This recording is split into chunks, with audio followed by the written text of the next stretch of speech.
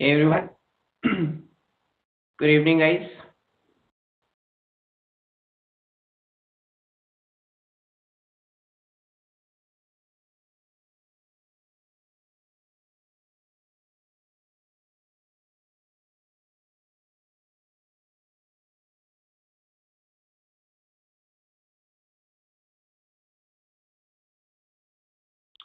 Good evening. Good evening. Okay, let me quickly share my screen and we can get started. Okay, so the screen is visible, everyone.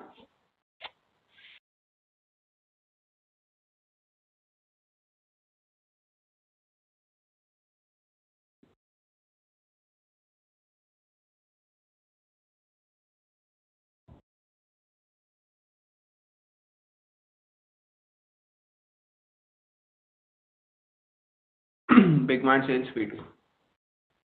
All good. All good. A quick recap. Sure. So yesterday we talked about the mathematical part of linear regression.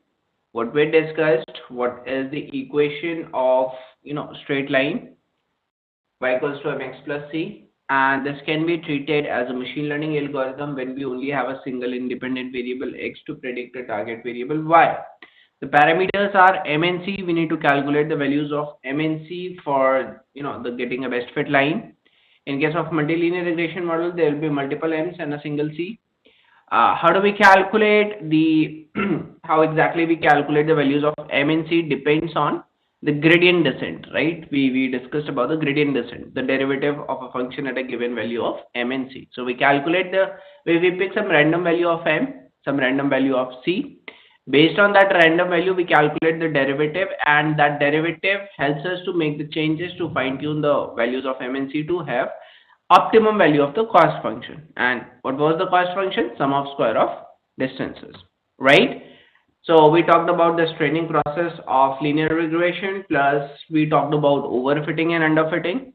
Overfitting when the model is giving a brilliant accuracy in the training data, but model is not giving any accuracy at all in testing data. That was the overfitting scenario.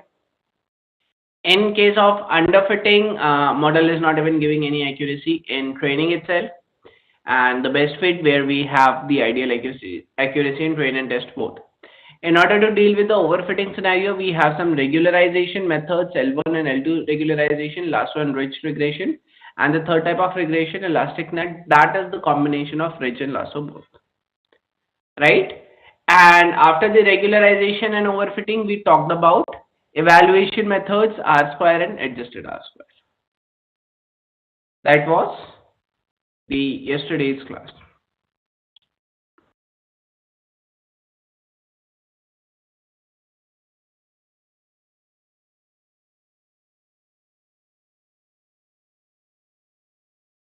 In the case of overfitting, and lasso has some limited overfitting, means in case of lasso the penalty is not quite big, but in case of ridge we have a huge penalty value. So like simple, we can take it this way: if there is an extreme case of penalty, we can use extreme case of overfitting, we can use ridge. Otherwise we can have lasso. The another major difference is lasso can lead the values of m to get zero. That can also help us in feature engineering.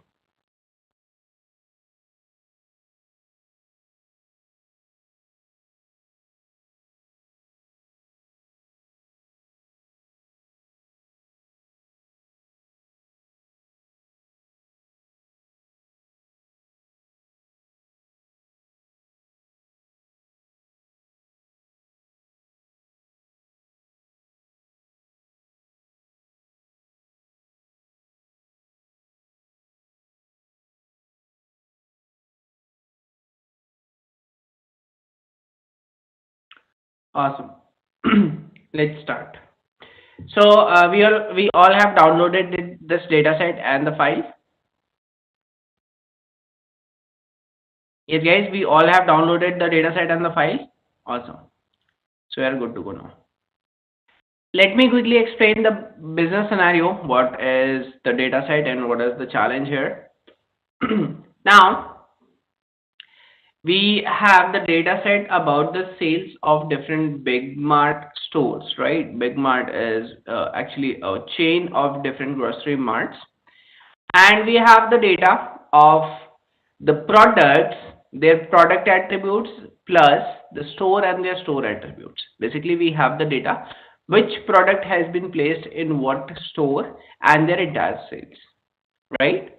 Let's say there is a product, anything, electronic product, TV. There is, some electronic product. Let's say any XYZ thing, a microwave, right? There is an electronic product, a microwave that has been placed in XYZ type of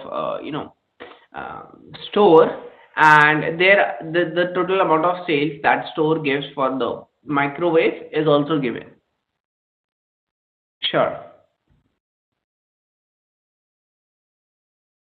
So we have the data about the stores, we have the data about the products also, and we have the overall sales also.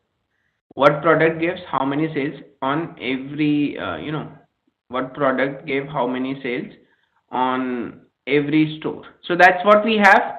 We need to build a prediction model to predict the products, to predict the sales of a product, so that we can derive a better strategy to place the products within these stores, right?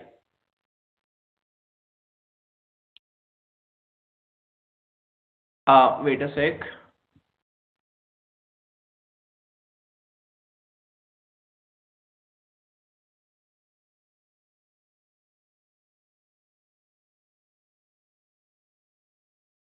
I can see day 5, day 6.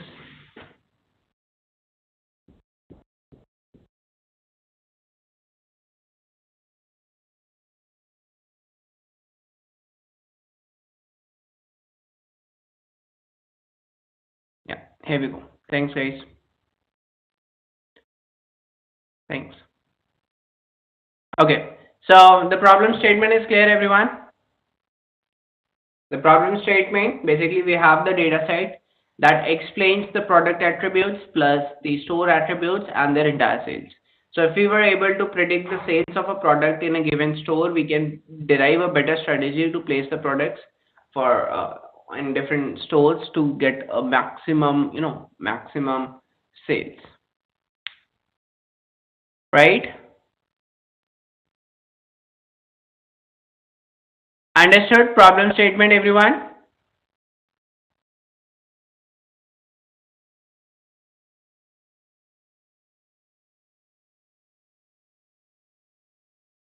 Not able to get data? Data is available in day 5 folder.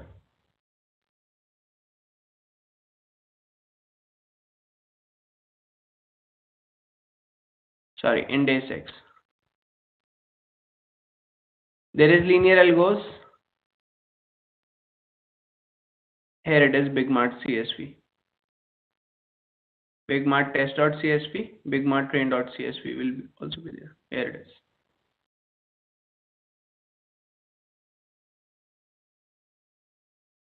Here is the data, Big Mart train and the Big Mart test. Right? Machine learning, advanced certification course, day 6, linear algorithms. Okay?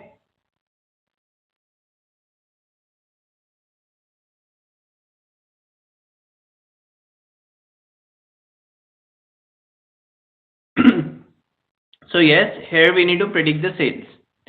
Now let's import the libraries. We are importing NumPy, Pandas and label encoder, and we are importing linear regression, plus we are also importing some functions to calculate the errors. So R2 score we had discussed, mean squared error, MSE is actually an evaluation function. This is also we have discussed. And square root, if we square of MSE, we will get RMSE root mean squared error. So we simply imported the necessary libraries, all the important libraries that will be requiring in the further analytics, right? So importing NumPy, Pandas, label encoder, linear regression, and all the other evaluation functions, R2 score, mean squared error, and also the square root function, right? Now let's quickly read the file, read CSV, and if we check the head function, It will give us the top 10 records. Okay, top 10 records of the entire data set. Now let's observe the columns and let's try to understand what every column is explaining. Item identifier. So this is the unique identification for different items, right? Item identifier is the unique identification for the different items. Item weight, that's the weight for every item, how heavy the item is, its fat content, its visibility, the category of the item, its MRP, and then these are the only attributes about the product. Now we have the attributes about the store. So outlet identifies unique identification for the stores, right? What exactly, like how do we identify the stores?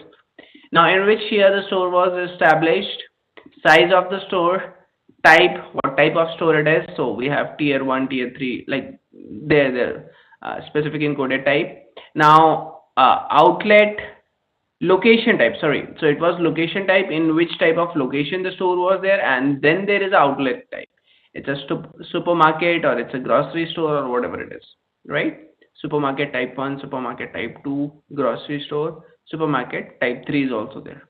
And this is the target variable, that is the item outlet sales, the sales for a given item in a given outlet, right? Got the data set?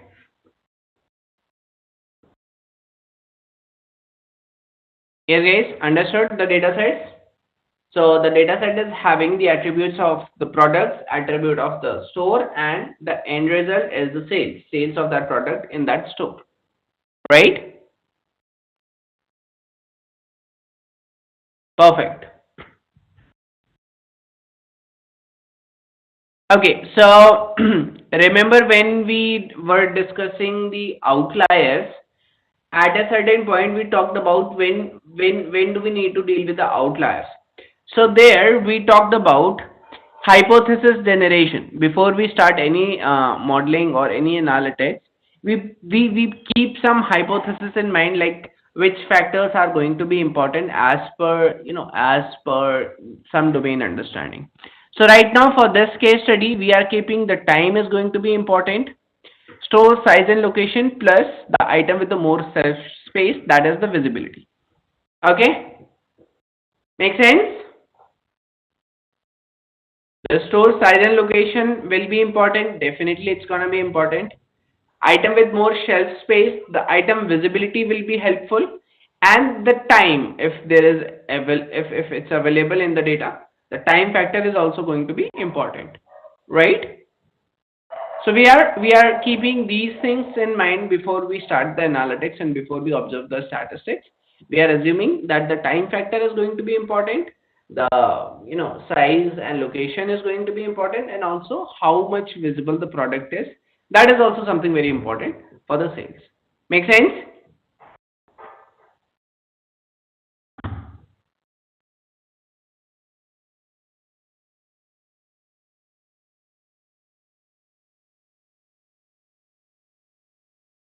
Yes, guys. Make sense?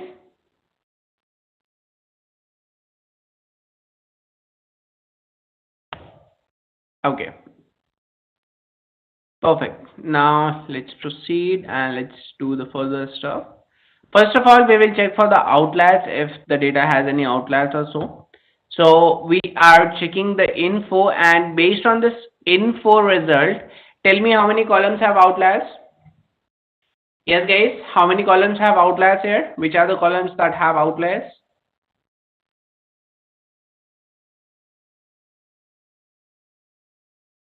11 columns have outliers.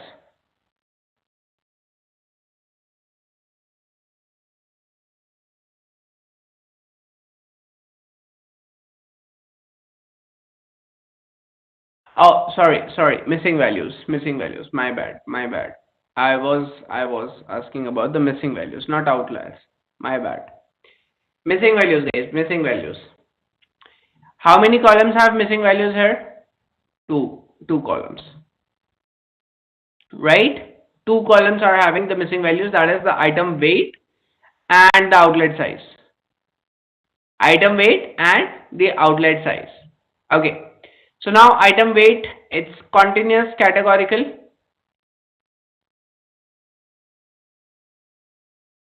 item weight, it's continuous categorical, continuous. Okay. And outlet size, categorical continuous.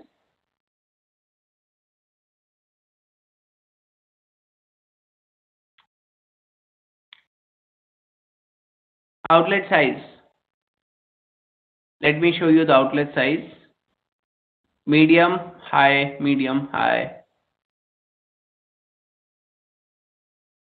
category, right? Okay. So we have one continuous variable and one categorical variable in which we need to deal with the missing values. So let's observe the shape of the data. We have 8500 records. The average, the percentage of missing values. Okay, so outlet size is like it's almost at the boundary, 28%. We would have removed if we removed this column if it was greater than 30%. And the item weight is 17%, right? Item weight 17% and outlet size 28% data is missing. So this is telling us the amount of information, the proportion, what percentage of the data is missing. Okay. So now we don't need to drop the column. We can treat the missing values here. We don't need to drop the columns. We can treat the missing values.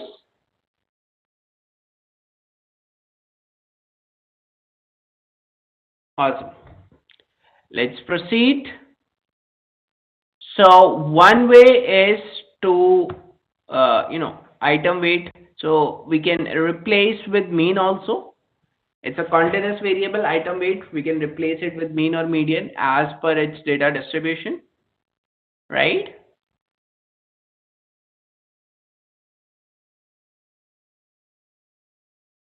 Yes, guys.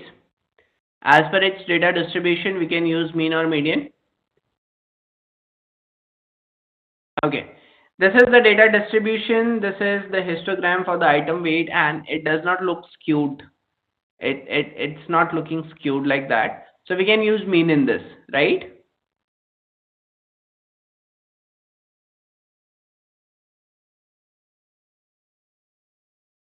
Yes. Apart from the mean, if we remember, there was one more method called grouped mean. Yes, guys. There was one more method called grouped mean. Remind me, mean is how many percentage? And the other one, sorry. This mean is actually telling us how much percentage of data is missing. So outlet size is having 28% data missing and item weight is having 17% data missing. Okay. Based on the category we used, yes, based on the category we can do the grouped mean also. So we will be implementing the grouped mean here. In this data set, what category we can use to group the product? Yes, guys, let me scroll it a bit up. Here are the attributes of the product. What category we can use to group the products?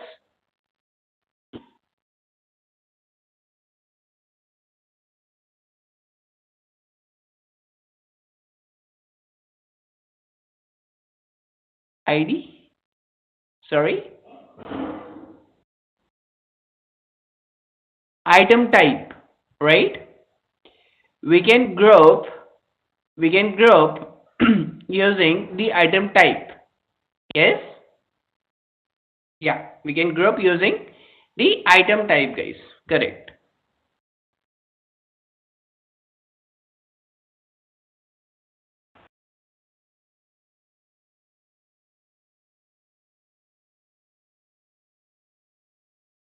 Now,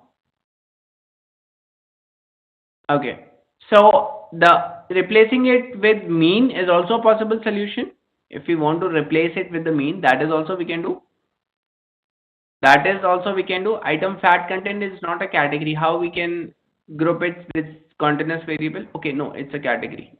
Yeah, true. We can also use the item fat content, right? But I would say the item type is making much more sense than fat content, right?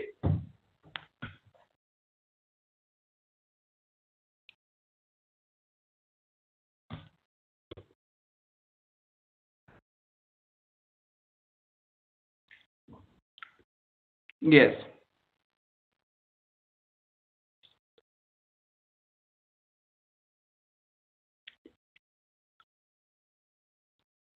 Okay.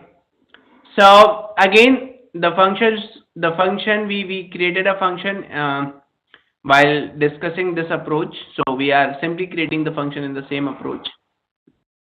Train where train type equals to daily dot item weight dot mean. Right. So here, this line of code is returning the average item weight for the dairy products only. Right. This line of code is actually telling us the average item weight for the dairy products only, right? The cell number 12.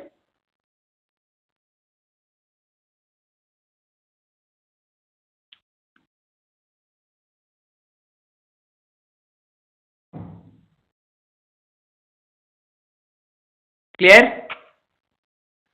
Yes, guys. Okay, now we have created a function, the same function what we have created in that case. I think that data was what was that data, guys? School type. Yes, middle TN school, where we grouped the state percentile 15 with school type, right? Here we have item type and item weight instead of school type and state percentile 15. Exactly same function.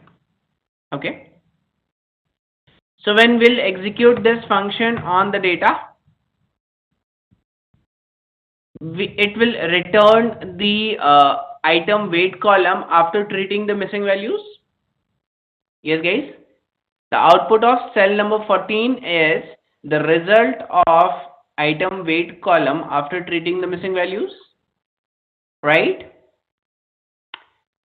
Easy?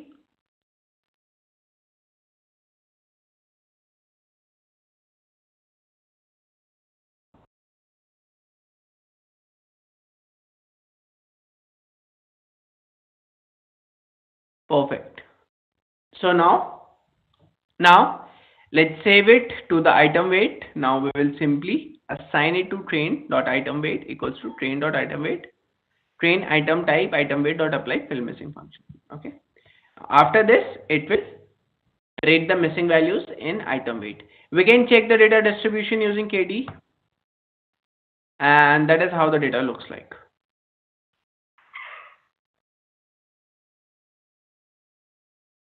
Exactly. Grouped mean for missing item weight. Yes, we have implemented grouped mean for missing item weight. Okay. Yes. Now this is how the item weight looks like.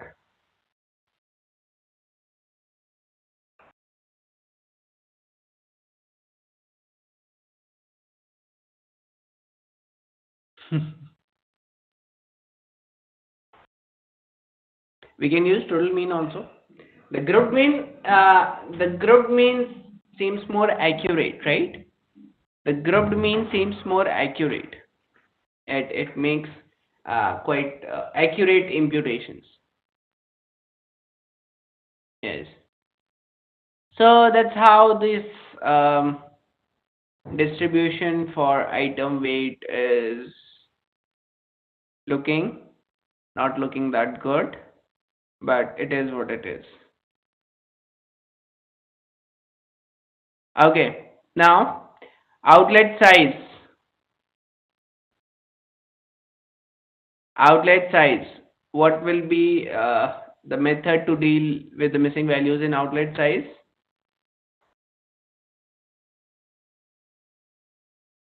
Mode. So now this is the outlet size dot mode returns. Let me remove the zero first. Dot mode returns what is the outlet size, what is the mode here. The mode is the medium, right? The mode is the medium. Easy? The mode of outlet size is medium.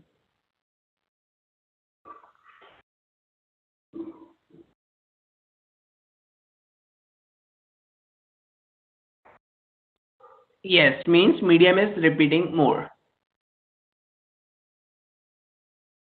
We cannot do grouped mean because this is the categorical variable, and the category cannot, like, we cannot calculate mean to category. Okay, we cannot calculate mean to category. We cannot calculate the mean of outlet size. Yes. Yeah, we will use the mod, and that's the medium. Okay, now when I use the mod, it's returning a series, right? But when I just access the 0, it returned me the string. Got it?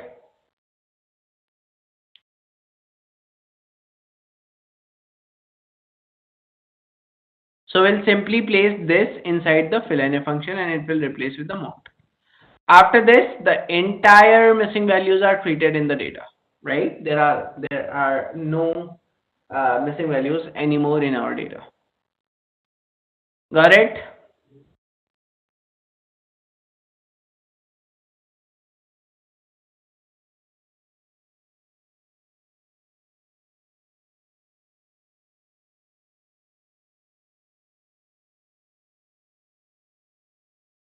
Group mode, yes, that also we can do.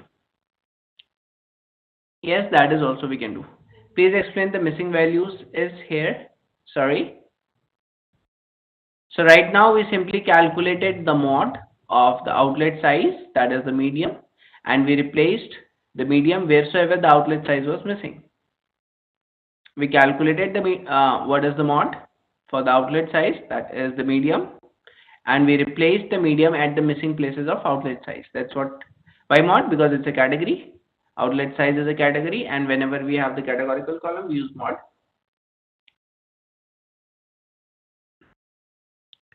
Clear, everyone? Now there is no missing values in the data because there were only two columns with some missing data. Item weight, we have treated item weight with grouped mean method, and the other was outlet size, and we replaced it with the mode. Clear?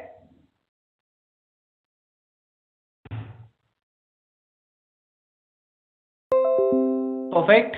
All good till here? Awesome.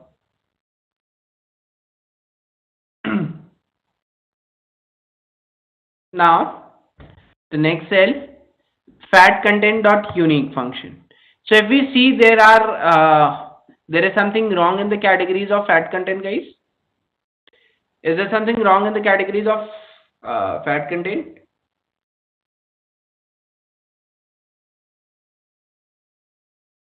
Ideally, there are only two categories, right?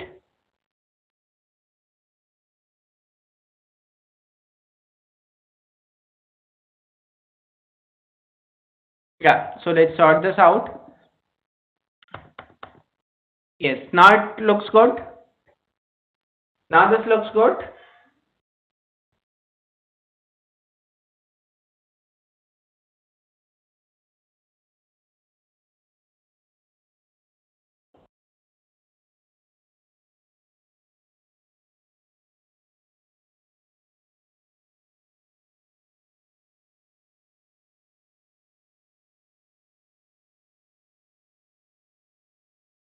Awesome. Understood what we have done here?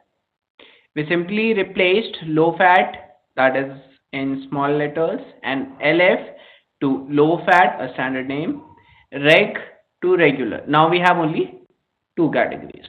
Okay?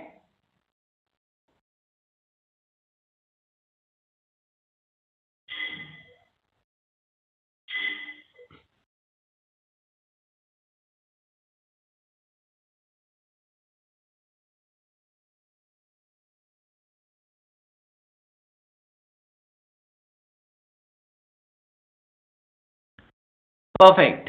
Then from the establishment year, we can calculate the age of the outlet. That's the train. We have establishment year. So actually from the establishment year, we can calculate the age. So actually we need to check for every categorical column if there are any shortcuts to use. Uh, there are any shortcuts used or not. Yes, that is something we need to do in EDA step, exploratory data analytics. We need to, observe the categories and other things. Like if we don't do it, then also it won't be any, it won't make any difference. These will be treated as a different categories. That's it. But like if we talk about the model perspective, there will not be much difference. But it's always better to have the data same in terms of statistics and in terms of business understanding also. The linear regression would have considered five categories here. As per the statistics, it would have considered five categories, but originally there are only two. So it's always good to have the data at the same state,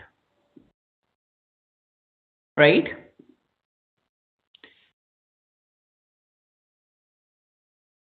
For item type, we are not doing. No, like we have already spent a lot of time in this, and we know that it's something wrong in fat content only,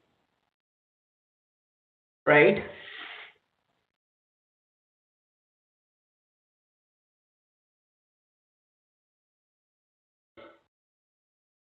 Actually, this wasn't hackathon. This case study, what we are solving right now, it was in hackathon, right? And while we solve a business problem or a hackathon like this, there are lots of different ways to proceed with the data analysis, right? Exactly. Before we do it, we need to check. Makes sense, definitely. We used group mean in item type, so we need to check once whether all the categories looks good or not. If there is any shortcuts or anything, any human error is there in the categorical column or not, so we should definitely check that. So what I was actually telling is, whenever we have such problem in hand, we have lots of different ways to do the solutions, right? We have lots of different ways. We can treat every column separately, and it requires a huge amount of time and efforts to explore different possible methods, different possible analysis on the data set to achieve the end solution, a certain a given method to solve in order to get the best accuracy. So like we can see here, there are lots of possibilities we can do. The outlast treatment, we can use some other method also, right? And like in further steps also we will observe that there are a lot of other possibilities we can also explore and check what will happen if we do that, what will be the accuracy. We can definitely we can definitely have a lots of different steps, different methods to follow in order to achieve the accuracy. But at the end of the day, after doing all these experiment, all these exploration, we will be deriving one single common step that we will follow for the testing data also in order to make the final predictions. Right? Make sense? Make sense? Right. Yes. Like right now it's cleaning, pre-processing. Now we are trying to extract the age out of the establishment year, right? We will be extracting the age column from the outlet establishment year. If I scroll down, that's how we are doing age equals to 2022 minus establishment year. So this has the age, how old the outlet is. And this age factor is going to be helpful. It could be helpful, right? Let's see. Okay,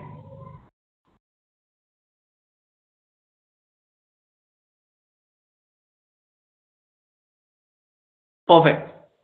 Now, item visibility. We will be working very closely to this visibility column. Though there are lots of other columns also, but visibility is something we will be working very closely because we have this in hypothesis that item with more shelf space are going to get better sales. Means the shelf space, the visibility is going to be very important factor, right? So we will be working very closely with this specific item visibility column. So now let's try to understand the item visibility and let's try to make this data more sorted, this column more sorted. Okay. Visibility, it could be the percentage amount of or the number of units over the total number of products, right?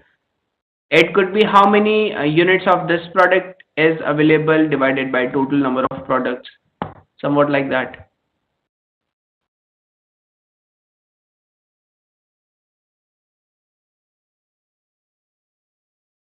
I'm not very sure, but this could be a possibility. Okay. So we have this visibility here. We have the item visibility, and now let's try to make this data more, easy to interpret, and let's see how this gonna help us. Okay.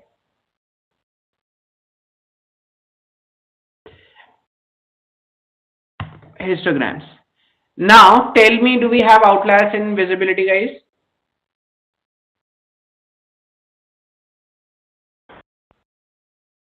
Do we have outliers in visibility?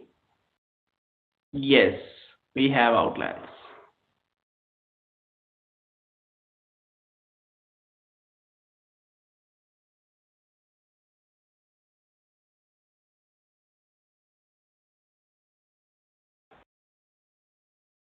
Okay, now let's do the box plot. Box plot can tell us right representation of outliers. 0.2 is somewhat the rough benchmark, right? 0.2 is somewhat the right benchmark.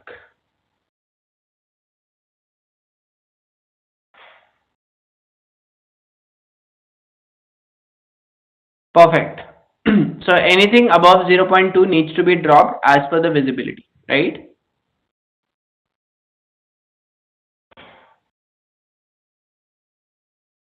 So let's use this method.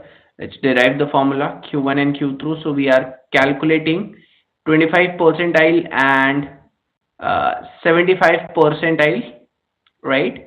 We are calculating 25 percentile and 75 percentile here, and we are calculating the IQR.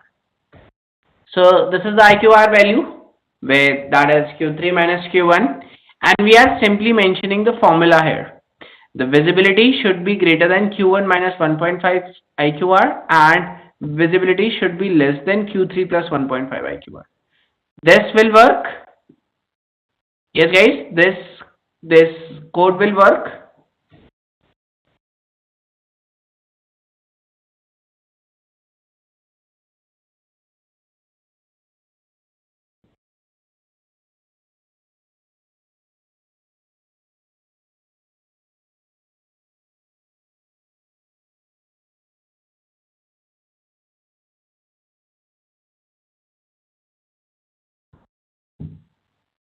We can also cap them. Yes, definitely, we can also cap them. But right now we are dropping. Right now we are dropping. We can try observing what will happen when if we cap, and how exactly the result looks like.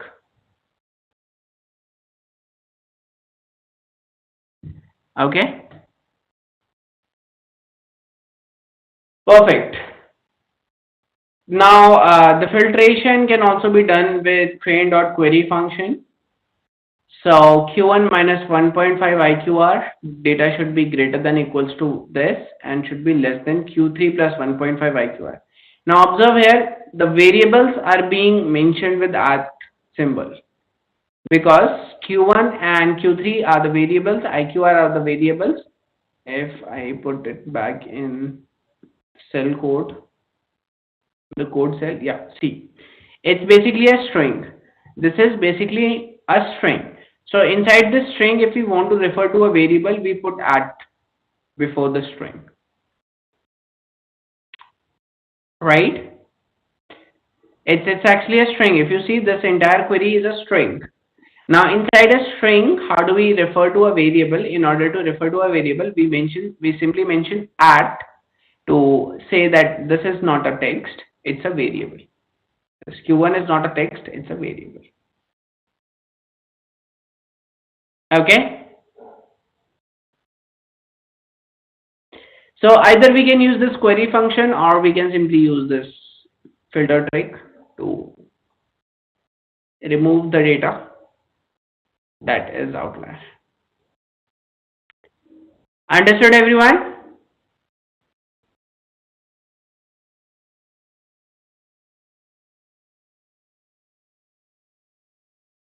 Oh, if that's for string formatting, that is also there.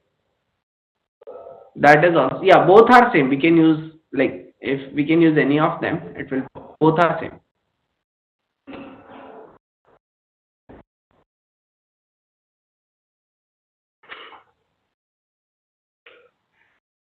Okay? Yes.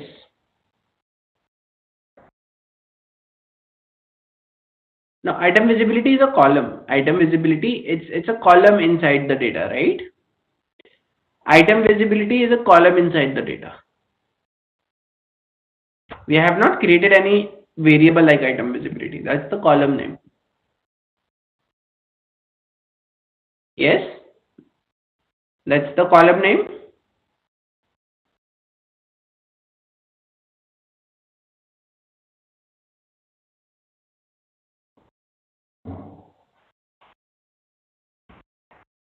Perfect. So basically, query is a function to filter the data, and based on this specific query, the data will be filtered and the outliers from item visibility will be removed. Yes? The data will be filtered and the outliers from item visibility will be removed. Yes, guys?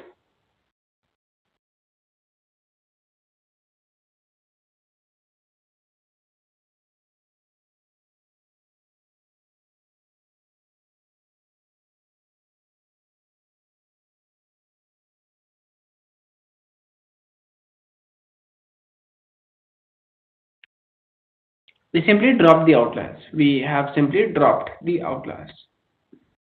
Okay? Perfect. Now, let me just convert this back to raw and we convert. And let's proceed.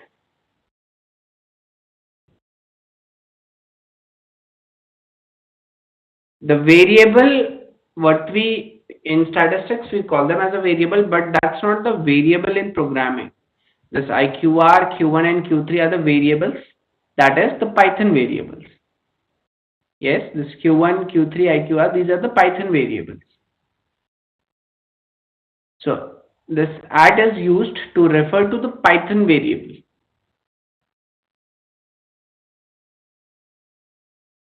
Understood?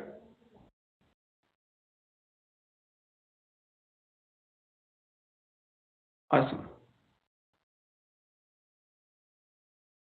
So we can simply filter the data, and this code will tell us the amount of data missing. Sorry, the amount of data that we have dropped as an outlier, 1.6%. So we have dropped 1.6% of the data. That's not a very huge. Yes, 1.6% data is something like, it's not huge, and we can easily drop 1.6% of data. Okay, perfect. So by now we have completed the pre-processing, means removing outliers, dealing with the uh, missing values, and also there was something wrong in the categories. We also treated that. Plus, what else we did? Nothing. Yeah, that's it.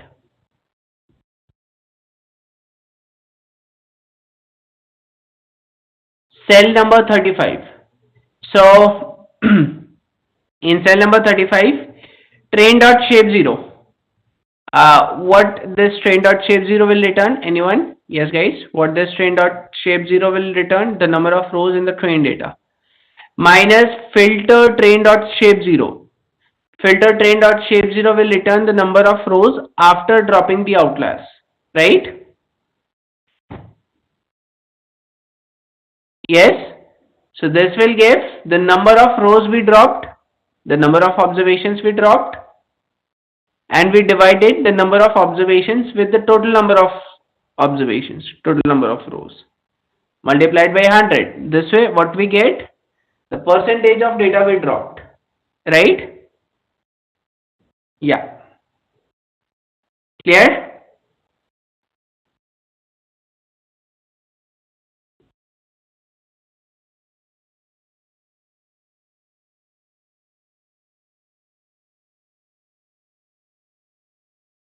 Awesome. Now this is the amount of data left. Now let's save the filter train into train itself. And there will be one more thing. Does 100 stands for percent in 35? 100 is basically to calculate the percentage. How do we calculate the percentage? If you have got 25 marks out of 40, how will we calculate percentage?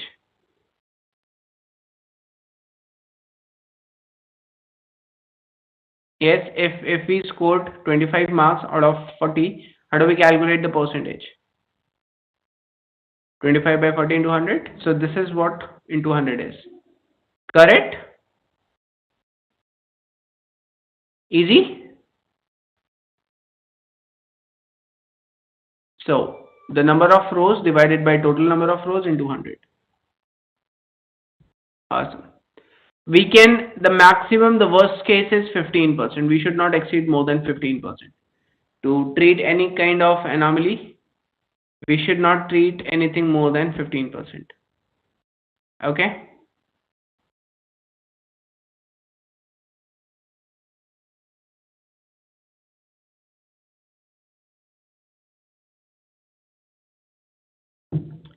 Great. Now there is again one more step what we will be doing, right? There is again one more step what we will be doing, that is the categorization of the item visibility. Okay? It's a continuous column. We are going to categorize it in different bins. 8522 number of rows when we started, we left it, so total 140 row drop, which is 1.6%. Yes, correct. Exactly. Exactly. Now, the next step is, now again, this is all about how actually we want to prepare our data. Okay. So now we will also be converting this category, this continuous column, that is the visibility, into categories. Now the next step is to create the bins and categorize the item visibility column. Okay. Right? The next step is to categorize this column. Okay?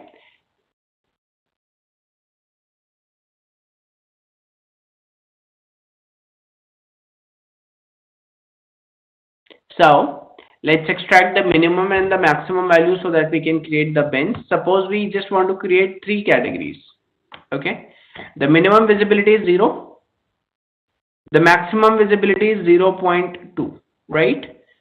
So how do we create three bins between 0 to 2? 0 to 0.2? Yes, guys? I want to divide the data ranging from 0 to 0.2 into three groups.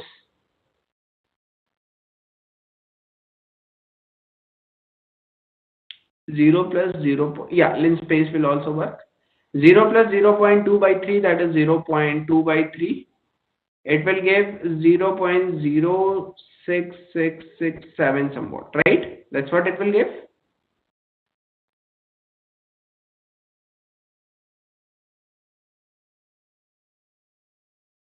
Okay, so we can simply use a rough benchmark 0 to 0.065, then 0.065 to 0.13, and then 0.13 to 0.2. That will also work.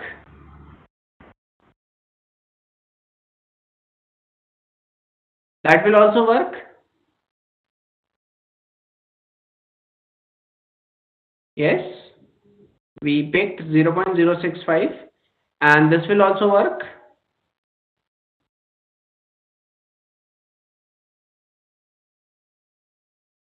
Yes, we used, like it was something like this, we simply used 0.065. Okay, we used 0.065. Just a data exploration phase, guys. That's just a data exploration phase. That's what we were talking about, that there are lots of different possibilities. There are lots of different possibilities to prepare and treat the data. So right now, as per the previous efforts and the previous analysis, this step gives quite good results. So that's why we are doing it. Now, in order to decide that, yes, this is something we need to do, we need to do a lot of different kind of exploration and lots of cross testing before we came to a final conclusion that this is something important for us. Make sense?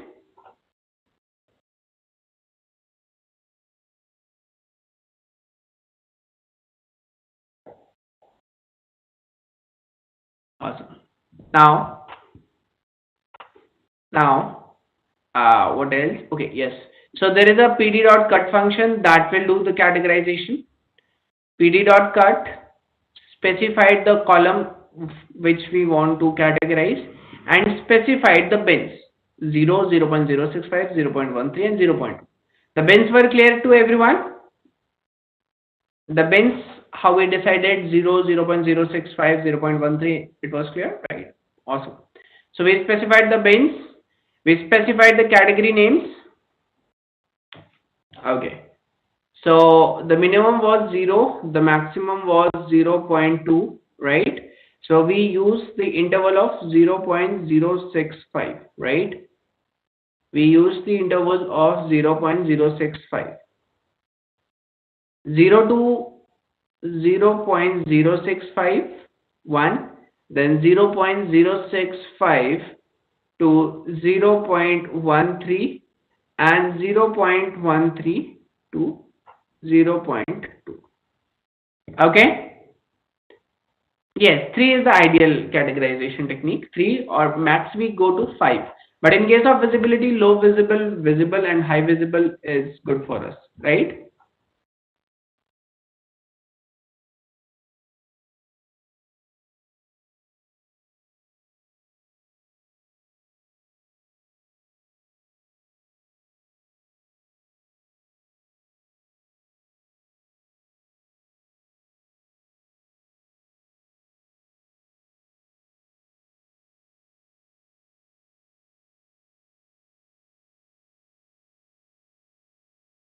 Perfect.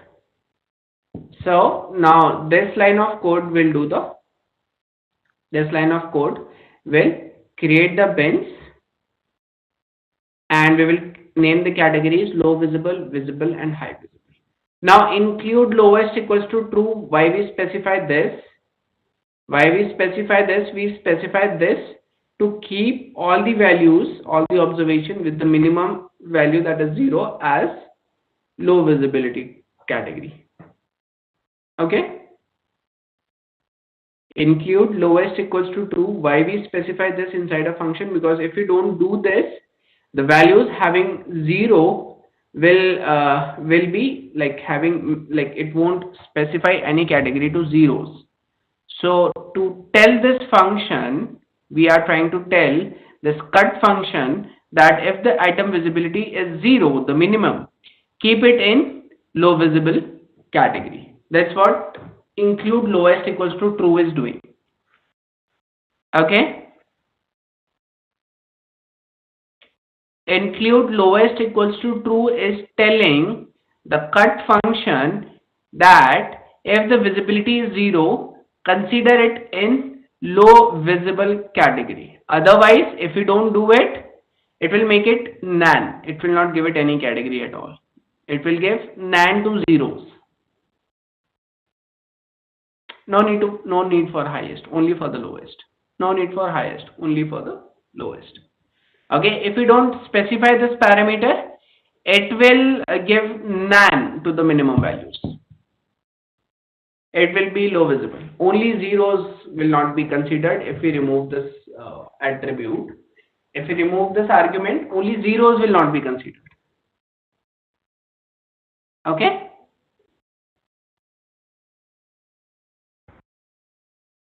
But there are 4 bins. No, there are not 4 bins. There are 3 bins.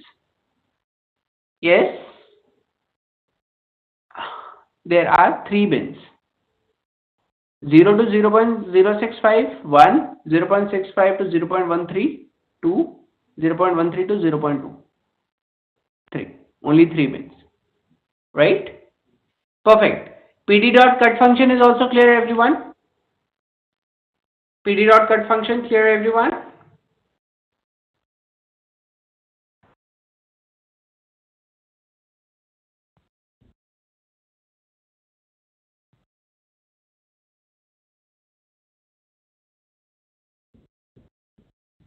Awesome.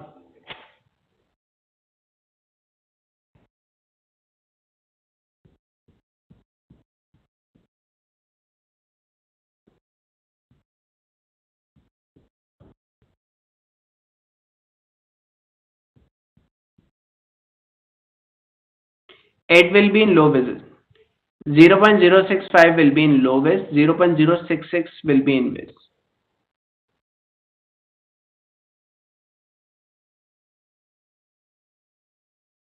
Okay? Perfect. Now, let's execute this. And now the data is like there is a new column, item visibility bins, and this is categorical now. Okay, now there is everything sorted. This is how the data looks like. And item type dot n unique, we have 16 unique categories. Sure.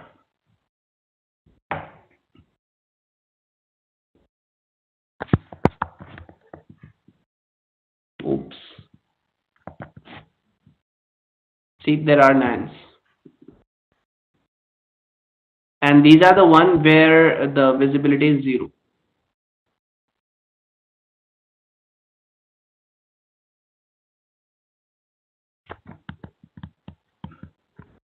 Perfect. Now this is the data, and next thing what we need to do is to do the encoding, right?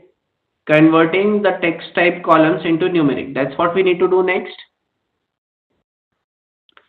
Converting text type data into numeric, right? Yes, guys?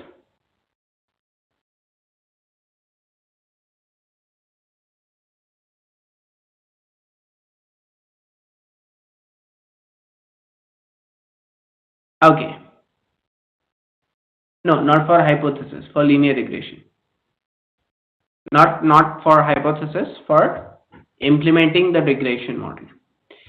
Cool. Now these are the columns. Let's see what many columns needs to be converted to numeric. So item identifier is something we don't need at all. Then we have fact content. Yes, this needs to be converted. Another object item type that supposed to be converted. Then outlet identifier, we don't require this column. Outlet size, yes. Then location type, yes. Outlet type, yes. That's it. Visibility bins also. So these are the columns that needs to be converted to get dummies. Yes, guys?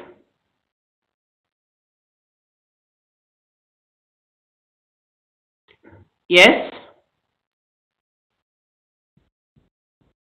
D-type category because we have created it using bins, no? Right? We have created it using the cut function, so it will make it category.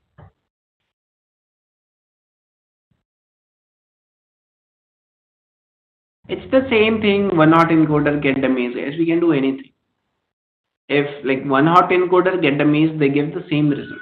So we can also do one hot encoder. Why not label encoder? Because they are not ordinal.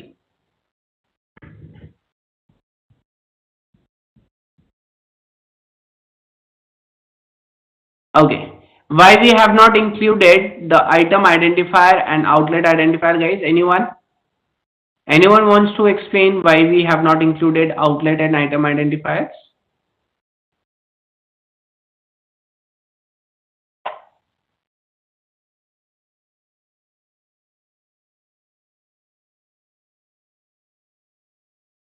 Not required. These are the unique identification columns.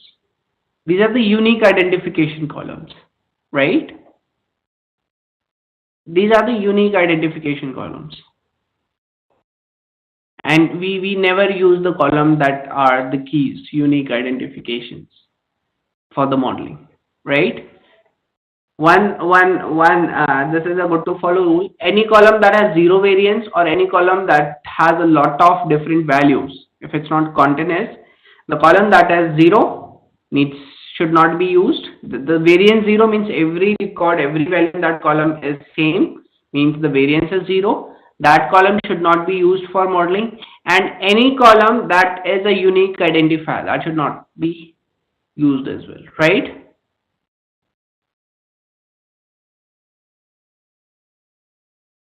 We cannot use grouped mean here. For what we want to use grouped mean? Yes, I'm sorry, I actually didn't get your questions.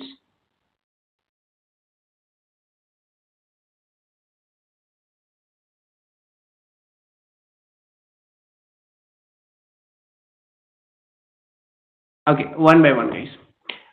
Slowly, like what needs to be dropped? See, the column that is a unique identifier should not be used for a modeling, right? Because see, that's a unique identifier for every product, for every store.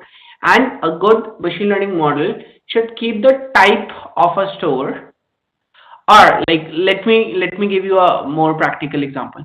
When we try to learn how to solve a given question, so we don't learn the question number, which question number it was, right?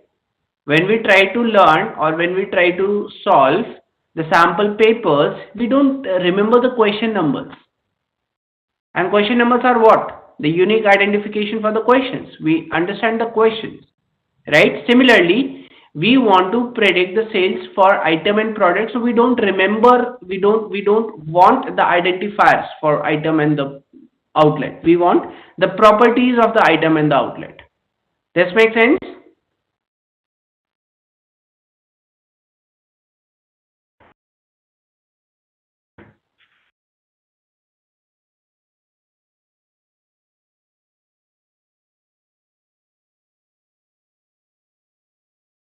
We cannot use grouped mean in item identifier. Uh, Sorry, grouped mean like at this state where we can do grouped mean.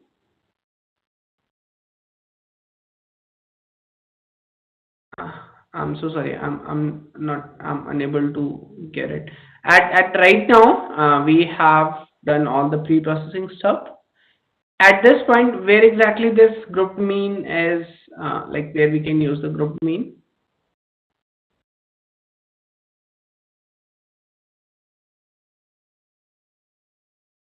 Yes, can you please give me some example also so that I can address them?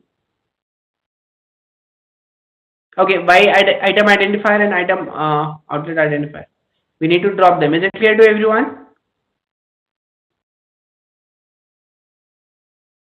No, pt dot categorical and pt dot get dummies are not same. pt dot categorical and pt dot get dummies are not same.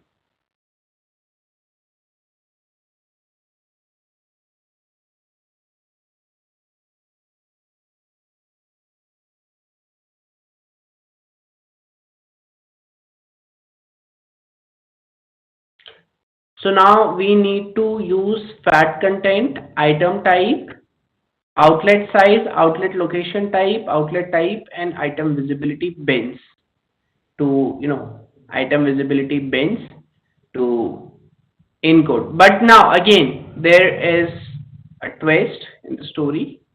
If we see the item type column, see the item type here. It has 16 categories, and this is gonna have 16 new columns that will increase the dimension of data, right?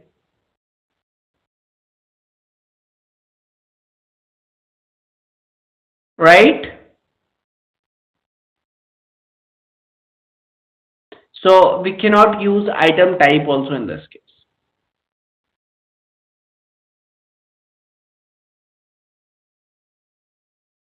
We cannot use item type also in that case. Grouped mean works on more repetitive values and item identifier is not repeated quite frequently.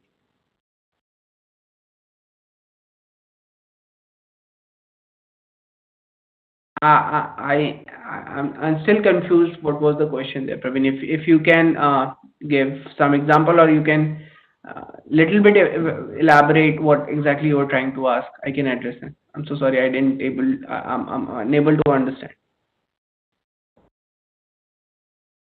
Yeah, Praveen, if you want me to unmute you, I can definitely.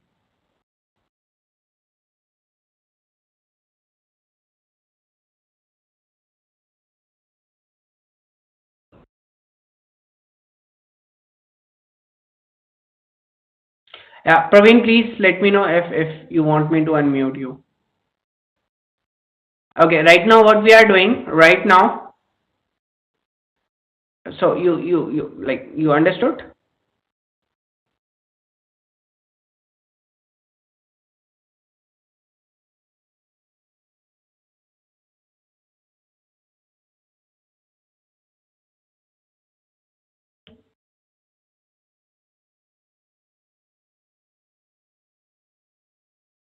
Okay.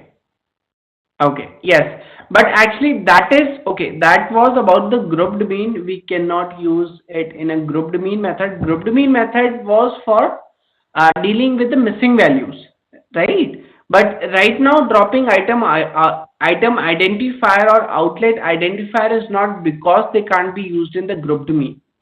We are dropping item identifier and the outlet identifier, and the reason is not because they cannot be used for the grouped mean, right? We are not dropping them because they cannot be used for the group domain. We are actually dropping them because they are the unique identifiers, right? That makes sense? Okay, perfect. Perfect. Awesome.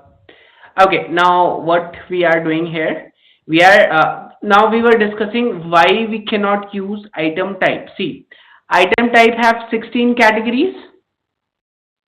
Yes, that will lead to 16 new columns, right?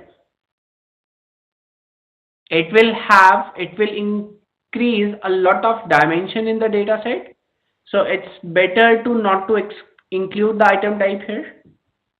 Yes guys, it is better to avoid item type because statistically it gonna make our model insignificant. Make sense?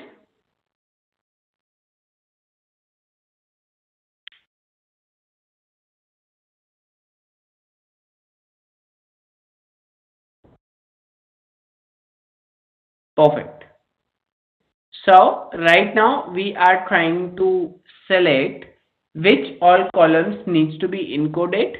So we don't need to use item type also. Now we have 1, 2, 3, 4, and 5 columns to be given for get dummies, right? We have 5 columns finally to be given for get dummies. Okay,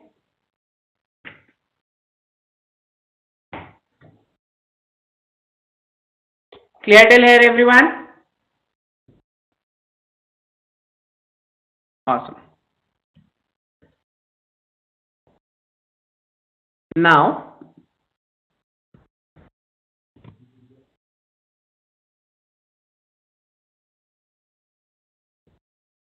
now, okay. Here is the get dummies. Here's the data after doing the get dummies. Now we can see there is no object. Means there are few objects, but we will definitely drop them afterwards.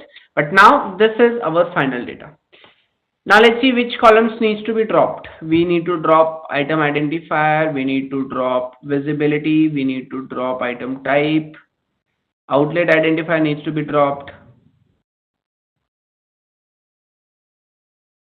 Yes, that one can be used for the label encoder also.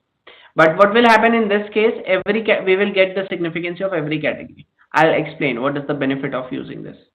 In a while when we will do the further things, we will understand why this one is better than label encoding. Okay. Now establishment year can be dropped.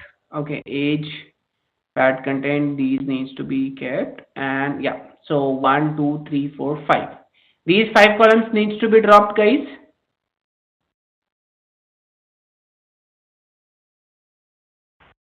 Yes, these 5 columns needs to be dropped. Anything else that also not important and we can drop that.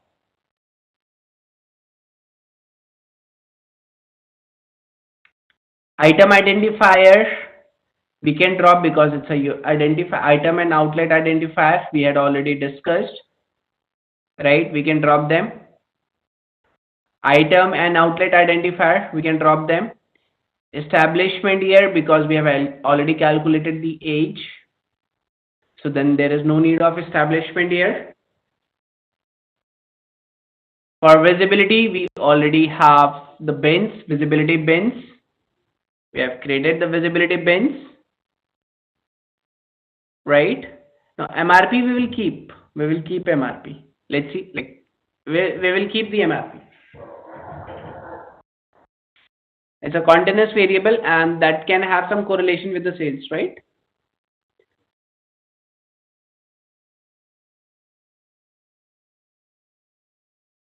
Perfect. So these 5 columns needs to be dropped.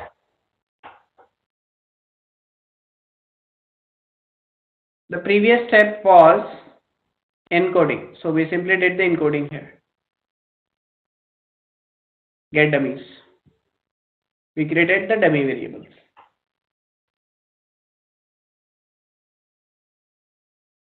Okay.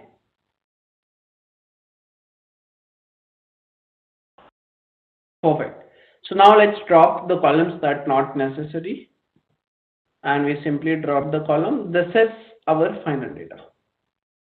These 19 columns are our final data set to use. Okay.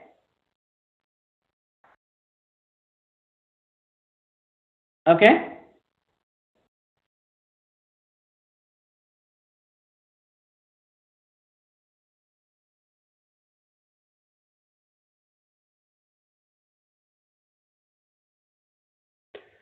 Awesome.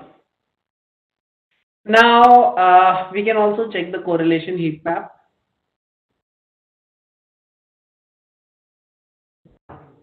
We can observe the correlation heat map and we can decide the correlations and what else can be done using the correlation heat map. That is something we can do. So I'll leave this thing up to you guys. Observe the correlation heat map and try to take a decision which column should be utilized or which column should not be utilized. Just try to carry out the insight about relationships, multicollinearity and other things. We can do this. Yes guys, we can do this. By observing the correlation heat map, we can easily get to know about the relationships of columns from one to other, right? The overall relationship.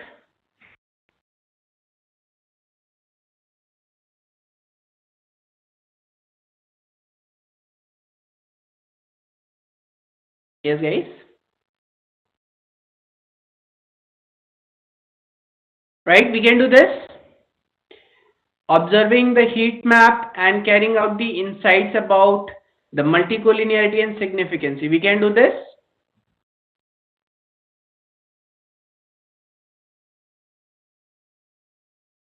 Everyone? Okay. Now I will leave this as an assignment. Try to observe the heat map and try to select or try to carry out the insights about significancy and the multicollinearity. Okay. Yes, we can also implement PC here. Definitely.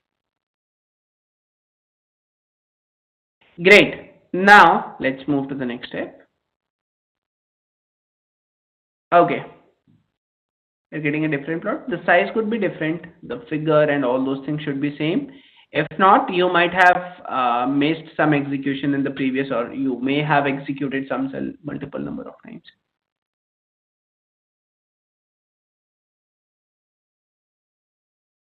What's the difference? Are you getting the different numbers or what? What's the difference?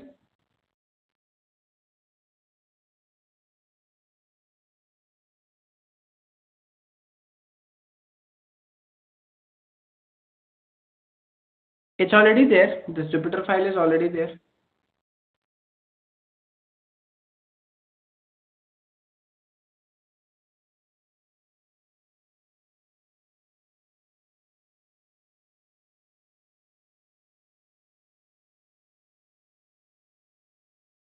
So if you are getting totally different, so there is something wrong in the previous execution. Make sure every cell, everything is properly executed.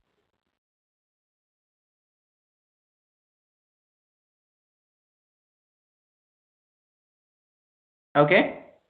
If this plot is completely different, there is something wrong in the previous executions.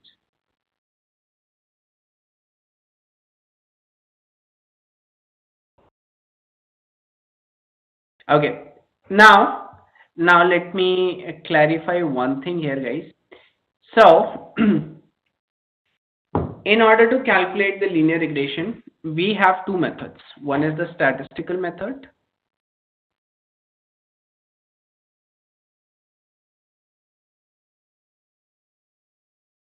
right? And one is the machine learning method, right?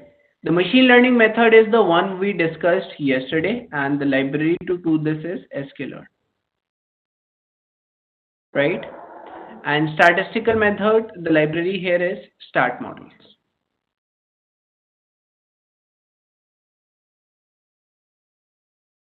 Okay.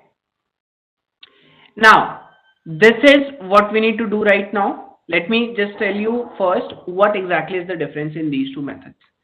In statistical method, it will try to calculate the beta coefficients in order to extract, in order to get the impact of predictors to the target variable. Okay? See, in statistical method, in stats model linear regression, it will try to get the values of m's that is actually the explanation of x's in y. But in case of machine learning method, in case of sklearn, the values of m will be tuned in order to optimize the cost function. Okay? Yes? In statistical method of linear regression, in statistical method of building a linear model, it will try to calculate the values of m that will explain, it will simply try to calculate the values of m that will explain the impact of input variables to the target variable. That's how statistical method will work. Okay?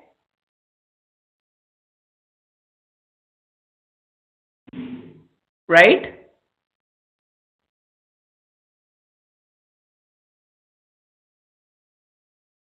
But in sklearn, in the machine learning method, the values will be calculated in order to tune, the values will be tuned in order to optimize the cost function. That's what we discussed yesterday. Got the difference in statistical method of building a linear model and the machine learning method of building a linear model. Okay? Got the difference?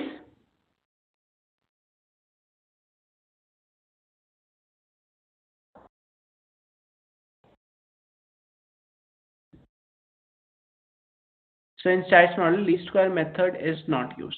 Now in stats square, in stats model method, in stats model library, it will utilize some other mathematics, that tan theta thing,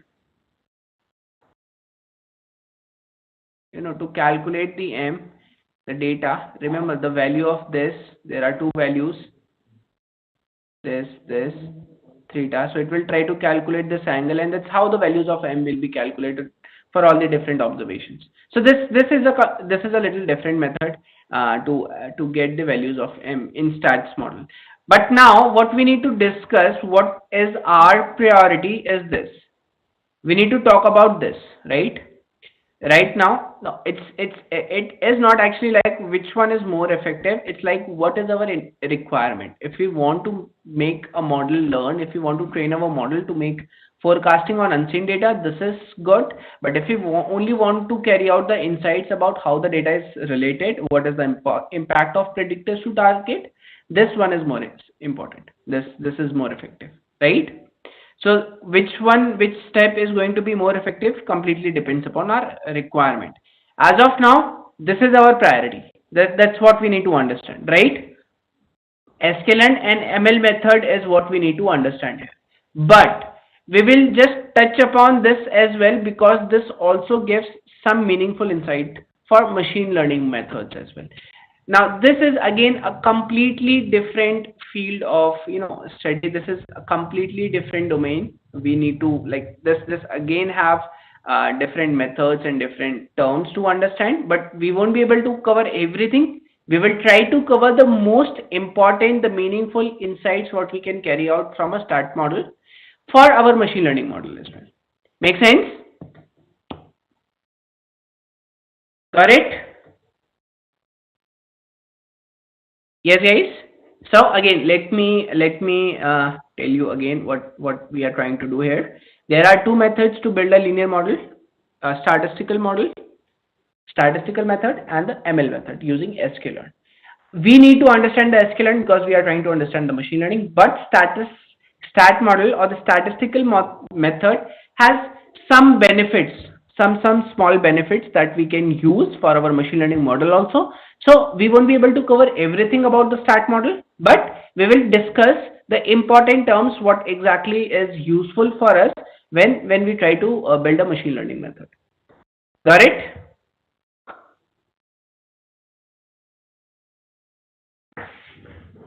Awesome.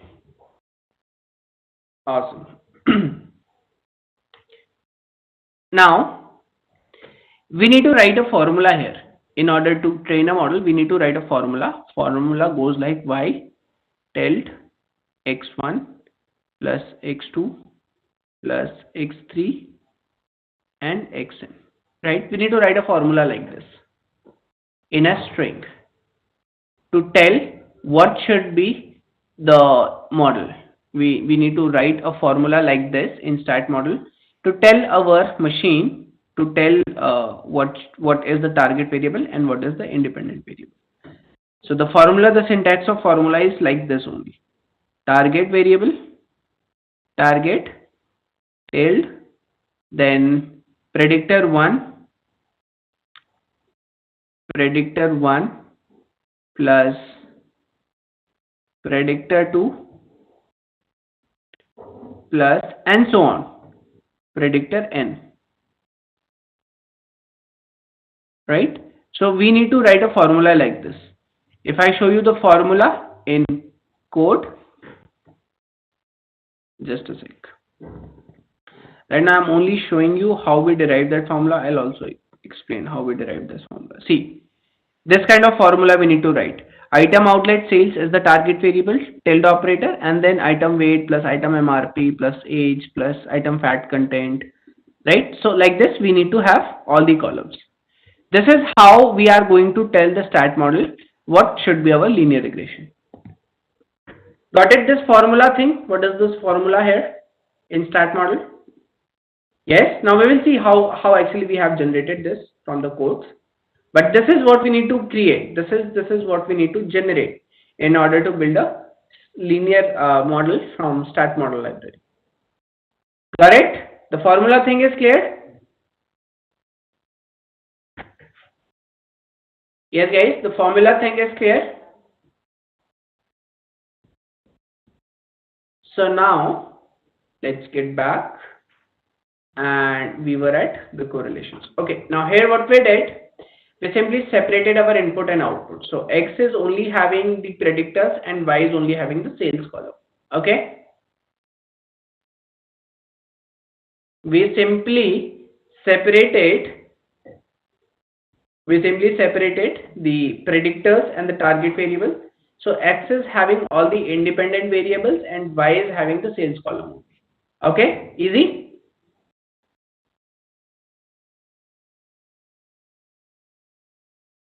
Easy?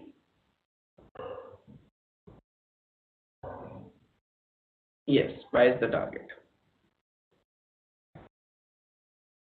Now, this is the dictionary. Now, actually, what is this dictionary? It will try to remove all the space in the column names because we cannot have space to give in a formula. In this formula, we cannot have the space in a column name. So if there is a column name, they should not have a space in this formula. So in order to remove the spaces, we simply created a dictionary, and see, there was a low fat space and that space has been removed with the underscore, right? See this? The spaces are being removed here.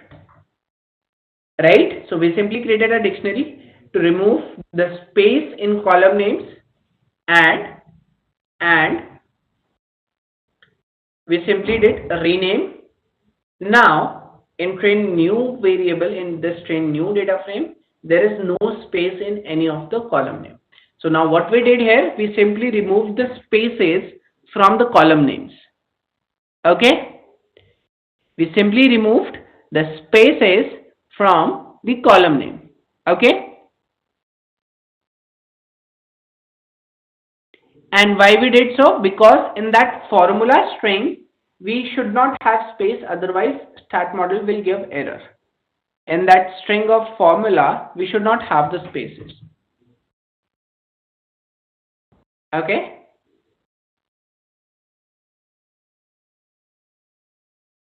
61, it's rename. We are renaming the column names to remove the space, or basically to just replace the space with the underscores.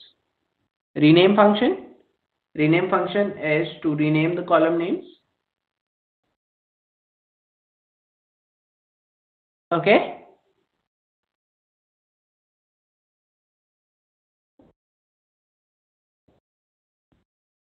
Perfect. Yeah, we'll just 2-3 minutes more.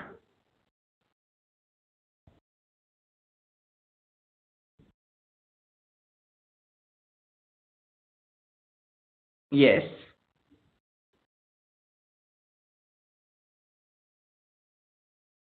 Okay. Now clear till here, guys. Renaming is clear, everyone. We renamed the columns.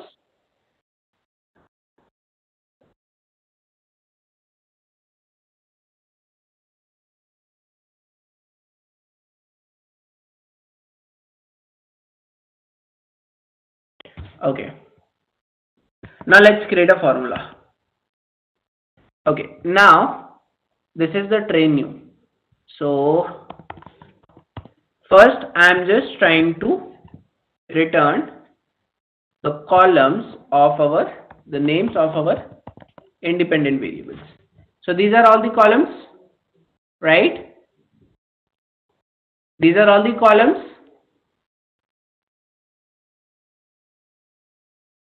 Now if I only want the independent variables, so from here there should not be item outlet sales, right?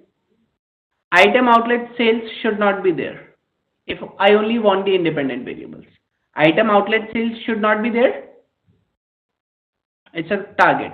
So what we will do, dot drop item outlet sales access equals to 1 dot columns. So now there is no item outlet sales. Yes.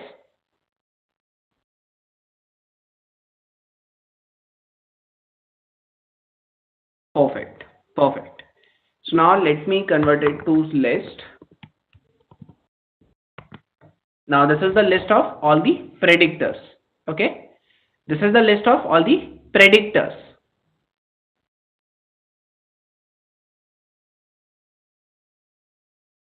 Yes, guys.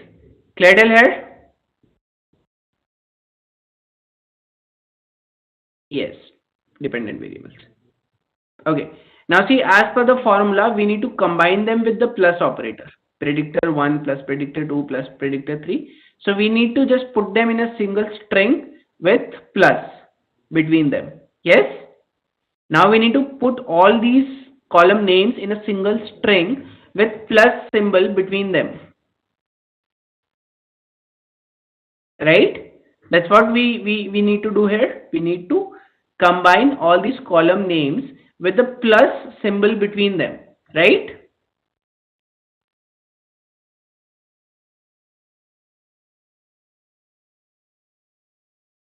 Perfect. So how we can do that?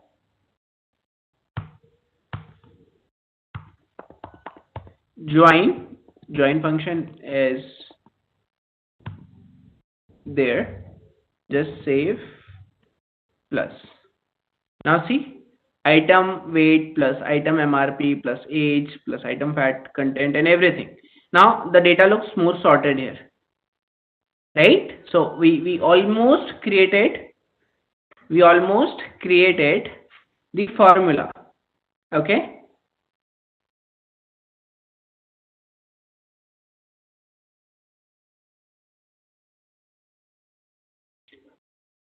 Yes, guys. All we need to do is we just need to add this in the beginning, and we will be having the formula. So item outlet sales, tilde, and all other things, right? So that's why we have created the formula for start model,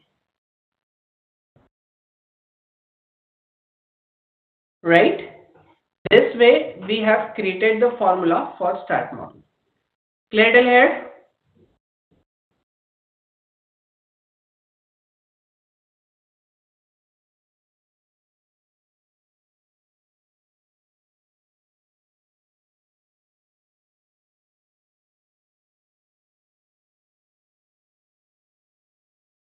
Okay.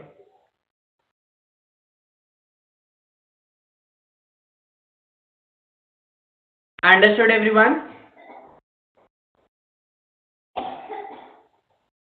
Comments in the quote will be easy to remember even if we go through. Sure, sure, definitely. I'll put the comments. In some meantime, I'll place the comments in the codes. Yeah. Okay. Yes, guys. Understood? We created the formula.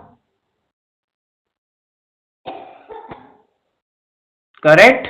Okay. Now we will use this formula to build a start model linear regression, and we will try to understand what that start model linear regression is helping us. Like there will be a lot of things. Oh, there was a question. I'm so sorry if I forgot. I missed. Why two plus symbols? Okay, one plus symbol is to concatenate this string and this string, and the another plus symbol is just for the join function, right? This is for the join function, and this is an operator to concatenate this string with this string. Okay, yes, guys. So we are done with till here. We are done with till the formula thing. So we will simply see how stats model is, what stat model returns, and what are the informations we need to discuss in the summary of stat model, and then we will do the machine learning way. Okay. Please help me by confirming that as in the data science with Python codes, do we only get the data files or also Python files for the assessment projects? No, we don't get the Python files, guys, for assessment. We need to build the assessment, we need to solve, and we need to submit. We won't be getting the Python files for assessment projects. We will only be getting the data sets. Okay, so yeah, let's take a break and let's continue after the break, guys. Let me start the poll.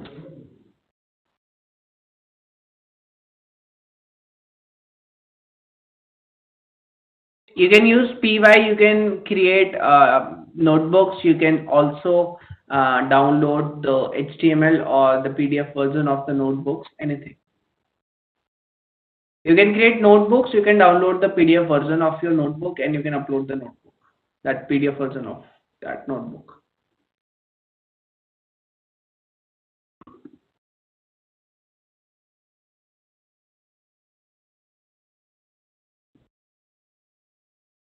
Yeah. The polls are open, guys. Let's get back after 15 minutes.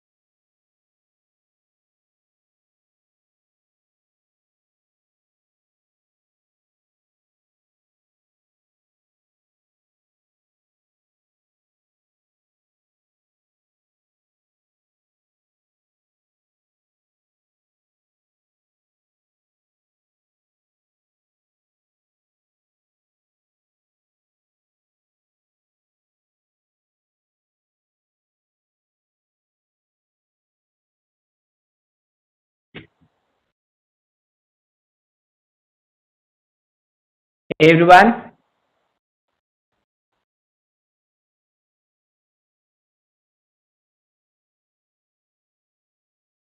Everyone is back now.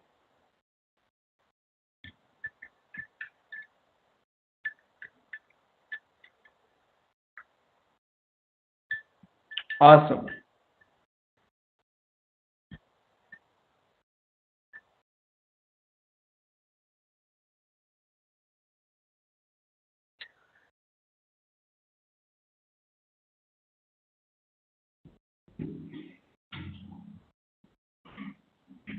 Okay, so let's see how do we train the linear regression using stats model.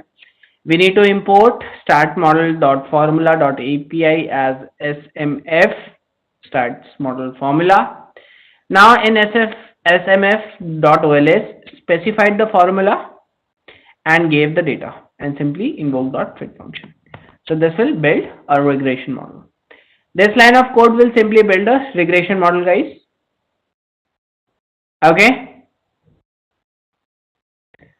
This line of code will simply build a regression model, and whenever we do lm.summary, OLS ordinary least square. Okay, now if we try to look at the summary here, now there are two important columns.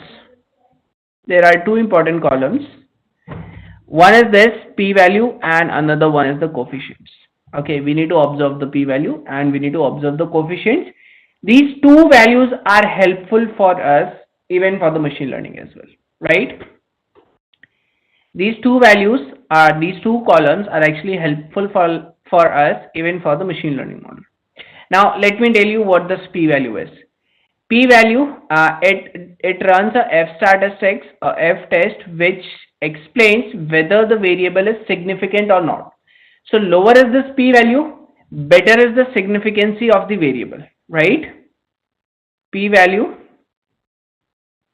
lower is this p-value, better is the significancy of this variable.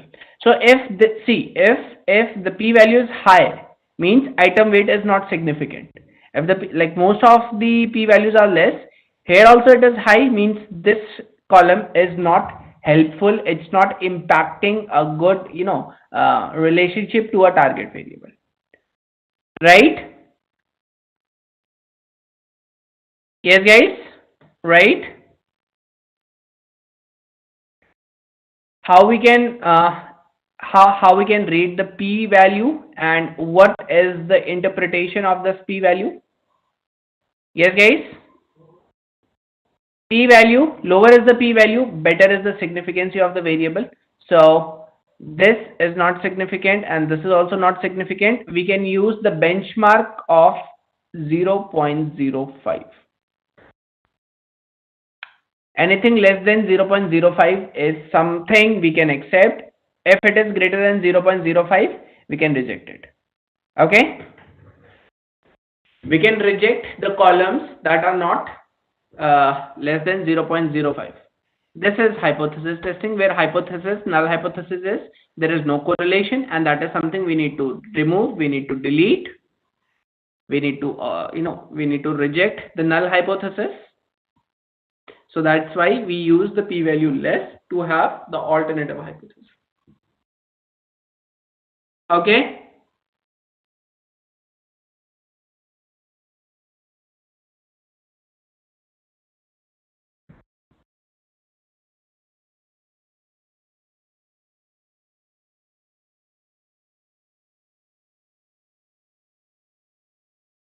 Yes, 95% confidence level.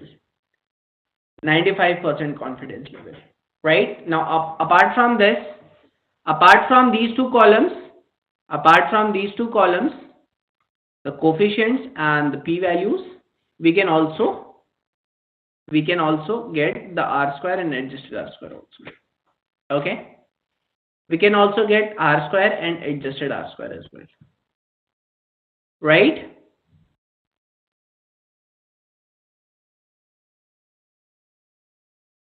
So that is something what we can analyze using stat model. That's it. We don't need to worry about all the other fancy stuff. These R square, adjusted R square, p value, and coefficients. And we will be having good enough information about our linear model. These coefficients are the values of m, guys. These coefficients are the values of m, m1, m2, m3, and so on. Okay, got it, everyone? Stats model. It's intercept. The first is the C only.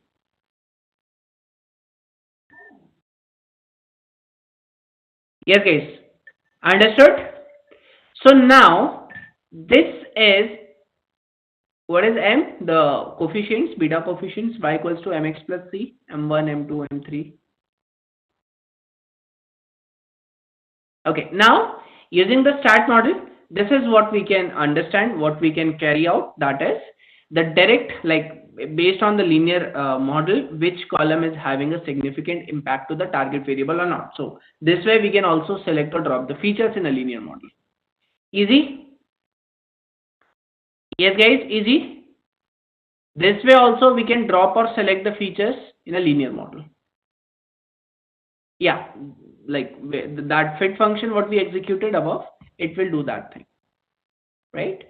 That fit function what we did above, yes, this fit will do that thing. And these are the columns, these are the coefficients. Also we have the intercept, and the p value will tell us whether there is some impact or not. Okay, clear? No, that, like, there is a lot of other things, we don't need to worry about all those columns. The p value, the coefficient, r square, and adjusted r square, we are good with that part. Okay,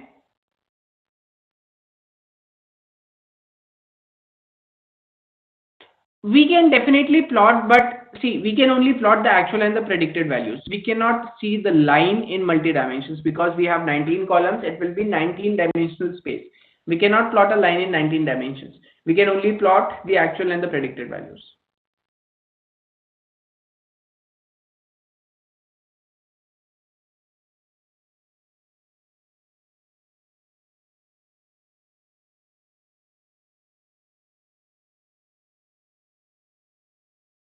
Perfect. Okay, now let's come to the sklearn part. So remember the train test split function. Remember the step of doing train test split. So now we are importing the train test split function, and we are doing the train test split here.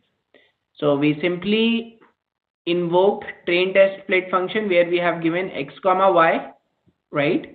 We simply imported the train test split function. We invoked train test split function. We gave x comma y, and we specified the test size, means we want 30% data for testing. Now if we see this many records will be used for training, and this many records will be used for testing.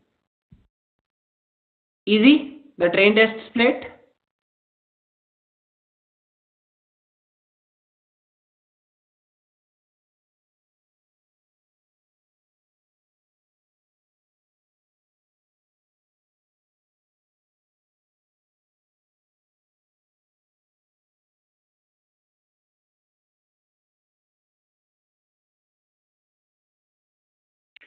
Seventy thirty is a standard split. We can change 80-20, 75-25. That is something we can, change. But 70-30 is ideal. This is subjective. This is also subjective. We can test this on different splits also. Right? Now, it depends upon the data. We want to give more training data, or we want to give 50% training, 50% testing. That completely depends. There is no such rule to decide the split size.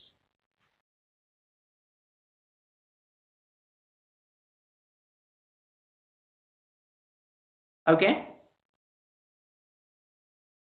See, here it is. Test size equals to 0.3. So this will simply make the 30% testing data. This code, cell number 74, train test split function, give the input and output and specify the test size. Right? Clear, everyone? Now we need to specify the test size. There is no default value for test size. We need to tell what should we use as a test size. Okay, now we are creating an object of linear regression and we are training the linear regression lm.fit, and that's done. See guys, we executed this function. All that ordinary least square, gradient descent, and what all we discussed is done with simple this dot fit function. And now we have the intercept and the coefficient, right? See, right here we have the intercept and we have the coefficients. Okay, MNC values. These are the values of MNC with the minimum cost function. That gives the minimum cost function. Okay, these are the values of MNC that gives the minimum cost function. Clear everyone? Clear till here?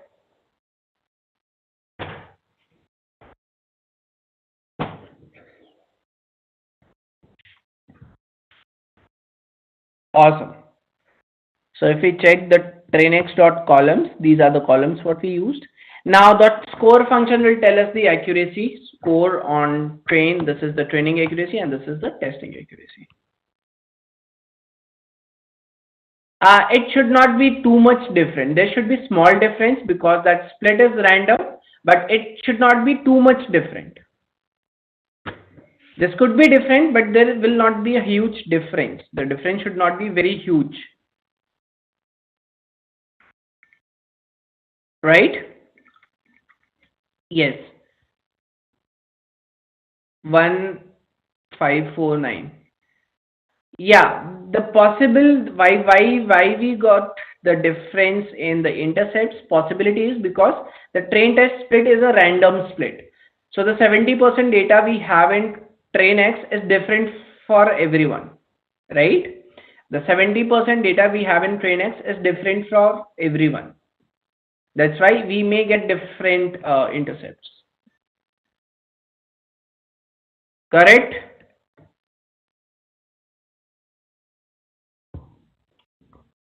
Random state. That is something we can give in the train test split thing. Okay. Now the score function will give us the accuracy. So lm.score trainx train y is giving the train accuracy. So model is able to explain 56% of the variance in the target variable. And here it is test x and test y. Model is able to explain 55% of the variance in the target variable. Right? Now this is not a overfitting. Yes, we can't say it's a overfitted case. Yes guys, this is actually not overfitting.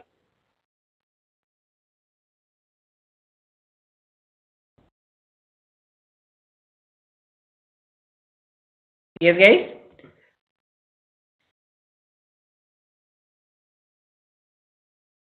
No, actually we should not do that because that is just on a specific amount of data, right?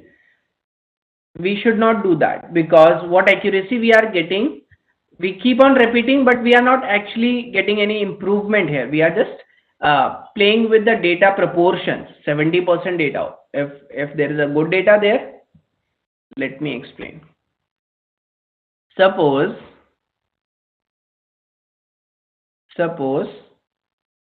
data is distributed like this.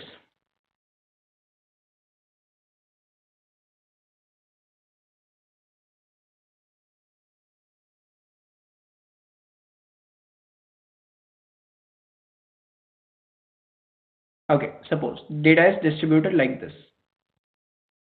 Possible? This is how our data is. So whatever line we can plot, it cannot explain that good variance, right? Whatever line we can plot, that cannot explain that good variance. The best fit line would be somewhat like this only, but we know this line will not be able to explain the entire variance. Yes? But when we keep on playing with the split, it's possible that this data comes into the training and it will start giving the more accuracy, right? When we keep on playing with the splits, It's possible that we get this majority of this data for training and we started getting good accuracy, but that is actually not an achievement, right? That won't be actually something helpful for our model. Ultimately, the line will not be able to explain the entire variance. Make sense?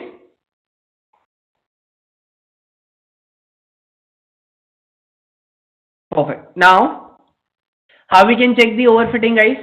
Anyone? How we can say the model is overfitted or not?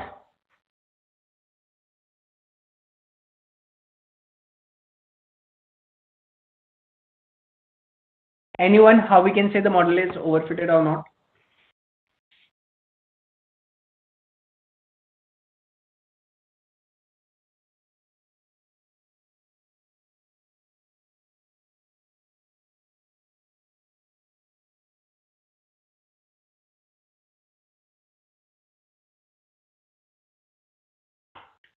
Uh, or if I say by accuracies only, if there is a huge difference between the train and test accuracies, if there is a huge difference between train and test accuracies, right? A very huge difference between train and test accuracies. But right now they are quite close. The train and the test accuracies are quite close here. Now,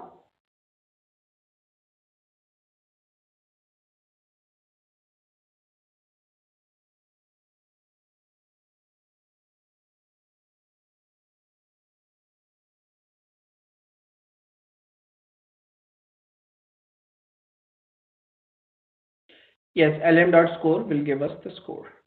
So the model will be overfitted. We can say we have a overfitted model when there is a huge difference in the accuracies in train accuracy and the test accuracy. And the train accuracy is too much high than that of train accuracy.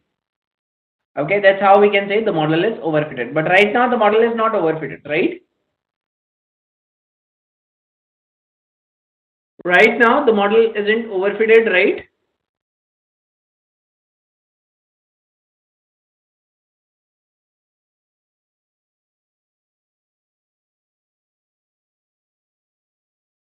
Close, right? 55, 56% accuracy is very close. We can't say it's a overfitted model. No, we cannot say it's actually an overfitted model.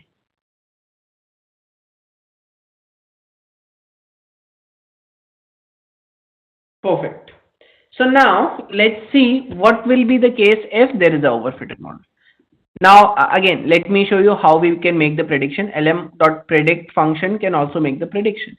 So these are the test y, the actual target variables, and these are the predicted y's, the predicted target variables. Okay. So dot predict function can make the predictions. Now, did we got this sense why we are not getting good accuracy? Because this is the case for us. This is how data is distributed, and a linear feature cannot cover the entire variance. That's why we can try the best with the linear model. We cannot get more than 55, 56, 58% accuracy max. That's what we used to get in this data. Make sense? Now, again, this is not something wrong with the linear model. This is not something wrong with the linear model, right?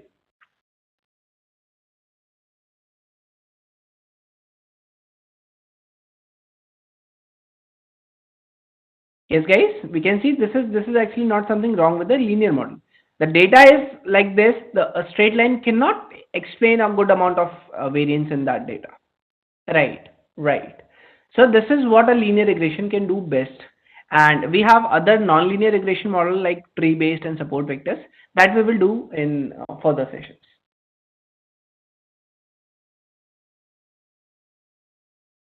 LM dot score will take input and output to give the accuracy. We don't give the actual and the predicted values. LM dot score just give the input and output. Okay. LM dot score will only give the input, will only take the input and output, and it will give us the accuracy. Yes. We should try other models, or we can try including some polynomial features here to see whether we can improve the accuracy or not. But we got the idea how to build a linear model, right? How to build a linear regression. Yes, guys? Got the idea about linear regression? How we can implement a linear regression? MLM, multilinear regression model, that's the same thing. That's what we did. It's MLRM, multilinear regression model. And this is what we are doing is actually MLRM only.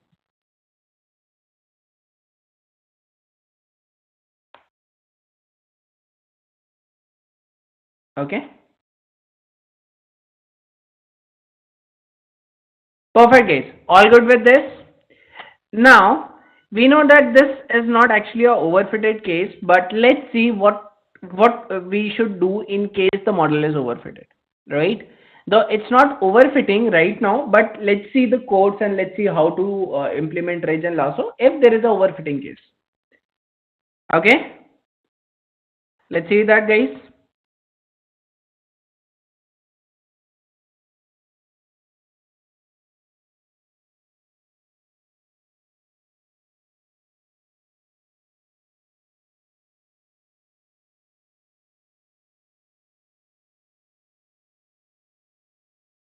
Perfect. Okay, now let's import Ridge and Lasso and simply create a Ridge object like we create a object for the linear model, linear regression.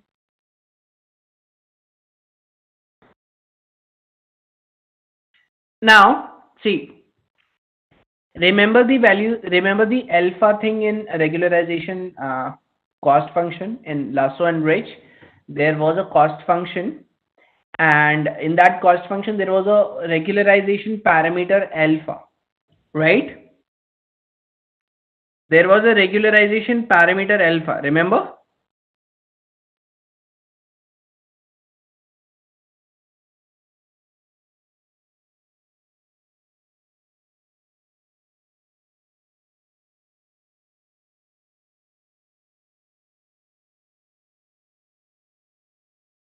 That was the elastic net, but not in elastic net here in Ridge regression only.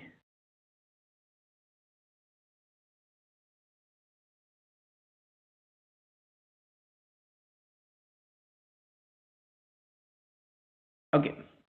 Now we need to estimate the correct value of alpha. How do we do that in order to get the right value of alpha? We have grid search CV algorithm. We have grid search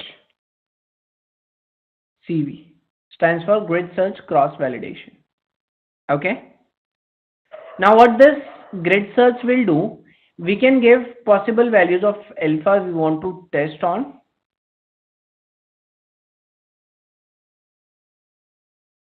And so on. The grid search CV will cross check the values of alpha on different train test splits and give the value that gives the best test accuracy. Okay. Grid search CV will train the model with different values of alpha.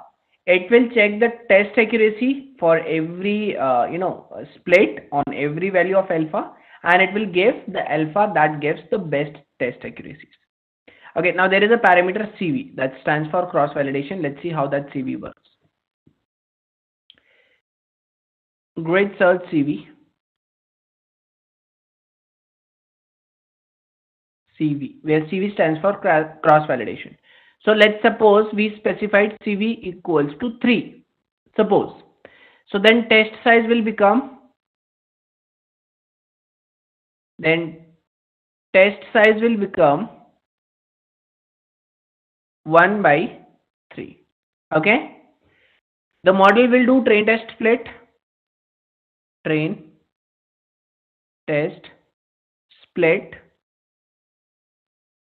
Sorry, it will do the train test split and calculate the test accuracy. Test accuracy. Right? The model will do the train test split and it will calculate the test accuracy by itself.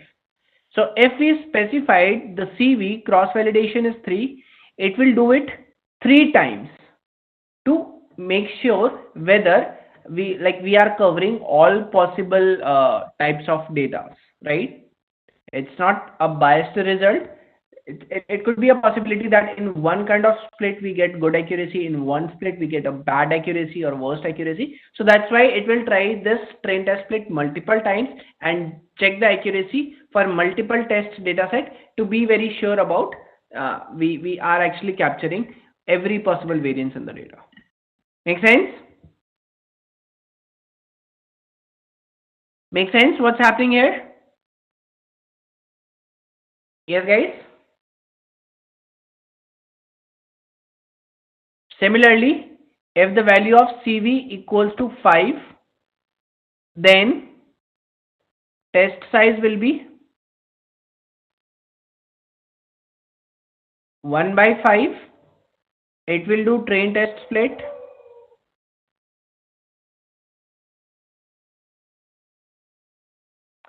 Check the test accuracy. Okay. And it will do this thing 5 times. It will do this thing 5 times. Right? Yes, that is the cross validation. It has the number of times of iteration to test accuracy. Yes. Train size is same for all the cases. Now, if the test size is 1 by 3 and the test size is 1 by 5, then definitely the train size is also getting changed. Yes.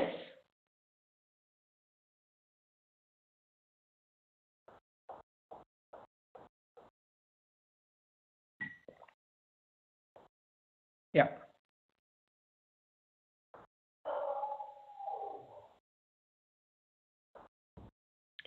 Okay.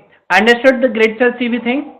Now also in grid search CV, suppose we have given 5 possible values of alpha. I want to check 0 0.1, 0 0.01, 0 0.001 and 0 0.0001. I want to check all these 4 values of alpha. So this thing will be done. This, let's say this is the case, right? Let's say this is the case. This will be done for the first value of alpha 3 times, right? Then second value of alpha 3 times, third value of alpha 3 times, fourth value of alpha 3 times. There will be total 3 into 4, 12 fits, right? There will be total 12 fits. Make sense? And that's how it will give which alpha is giving the best accuracy. Right? And here also 5 into 4. In this case, there will be 20 fits. There will be 20 fits. And it will tell whichsoever alpha is giving the best accuracy. That's how we define the optimum parameter, like alpha, and we have a lot of such parameters in other algorithms. This grid search CV is the solution to decide the right value of parameters. Okay?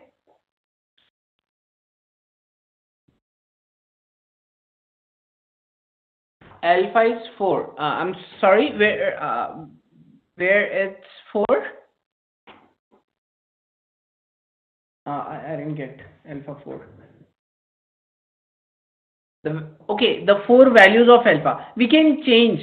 Actually, we try to explore more decimal places like 0 0.1, 0 0.01, 0 0.001, 0 0.0001, right? If like the grid search CV says 0 0.001, 0001 is the best, then we can also explore the more decimal places. If the grid search CV says this is the best value of alpha, right? If the grid search CV says this is the best value of alpha, then we should explore more, because the grid, like, it could be a possibility it can go more lower, but we didn't give any lower value, so it stopped at this only. So we can give even smaller than this. We can try. Definitely we can give alpha 1 also, but it completely depends. We need to do lots of cross checking, then only we can finalize, right? Yeah, we can include the 1 also in the beginning, but mostly we try to explore the decimal places. Understood everyone, guys?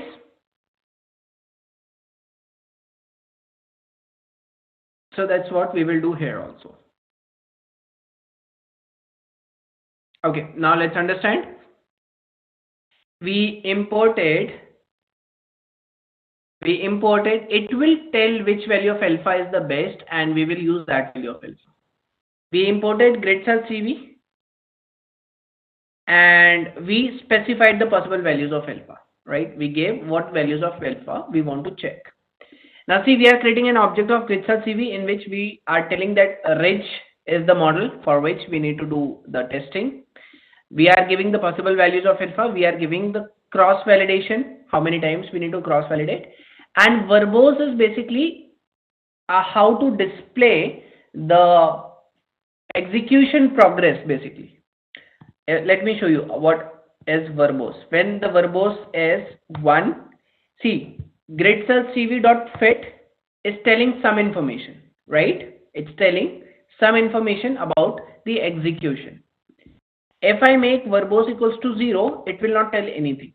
It will simply complete and then it will return. If I give verbose equals to 2, we can only give 3 values, 0, 1 and 2, nothing else. In 2, it is giving a detailed information about the execution progress, right? Right? So verbose is what amount of information, how information, execution progress needs to be displayed in grid search, because grid search could be a time taking process. Right now we don't have that complicated algorithm or that complicated data set, but grid search could be a time taking algorithm, right? So in such scenarios, it's better to display the progress of execution. So that's how we have the control, what amount of progress, how do we want to display the progress of execution. Got it?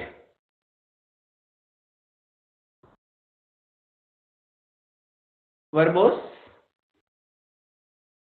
we can give 0, 1 and 2. 0 will not display anything, 1 will display some information, 2 will display a very detailed information.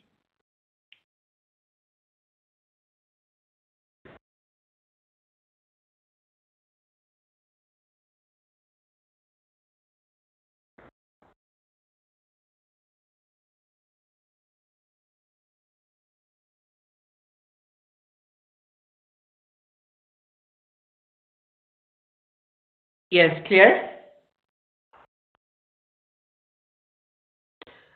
We just discussed verbose only. Yes, guys, what is verbose?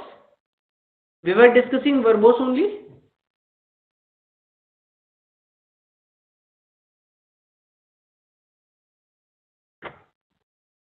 Yes, what is verbose?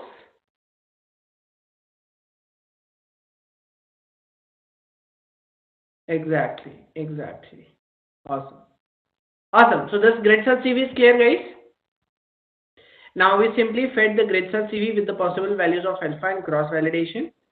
After this, the best forums will tell us which value of alpha is the best and what is the best score. Now there will definitely, we cannot expect a better accuracy because it was not a overfitting case. And similarly, we can build a rich regression. Easy? Easy?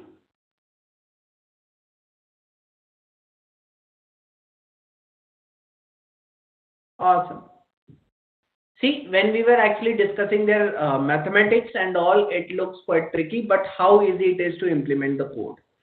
That is why understanding the background of every equation, the background of every algorithm is important. Coding part is easy. That means anyone can do this. Right? Coding part is easy. We can see how easy the coding is. That means anyone can do this. But what makes a difference between a good candidate and the one who only knows the coding? When to do what code, right?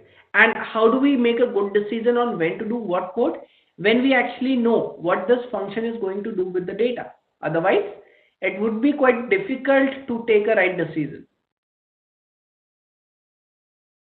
Make sense? So when there will be an interview, there will be technical rounds, technical interviews. No one will ask you to implement the code, guys.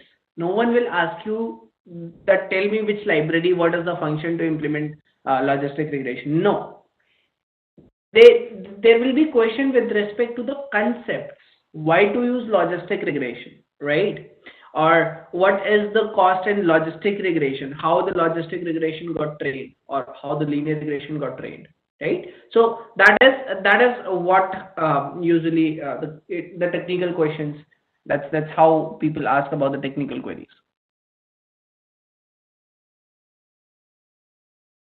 right? So we need to understand the concept base. That's how we gain the expertise in data science. It's not coding, it's maths. It's not actually coding, it's maths. And also it is coding. I can't say that it's not coding. Right now we are implementing a single algorithm, but if I tell you the real time, the end product is not, it's actually not depends on a single algorithm.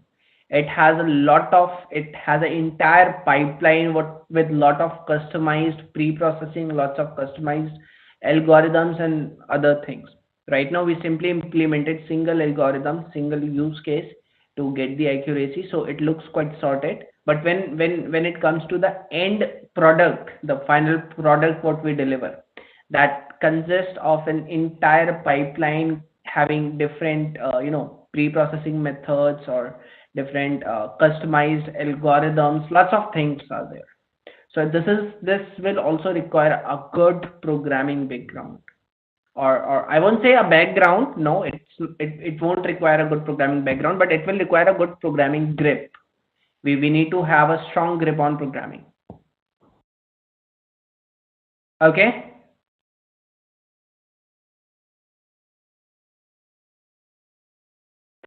As of now, right now, it's not very good because the accuracy is only 54-55%. But if we can deliver the insights as per the 54-55% accuracy, 54-55% confidence, we can pick these M's and we can carry out the insights based on these M's. Where it went, yeah. So the values of M will explain what impact these factors are explaining in our target variable, right?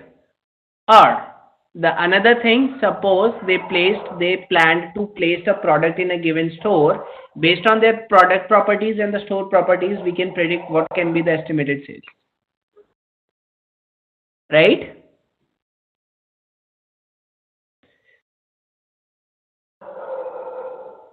Yes. If there is a new product, or yeah, let's suppose there is a new product. So in which kind of store that new product should be placed to get the maximum sales, we can get by this model. Yes, we can get it.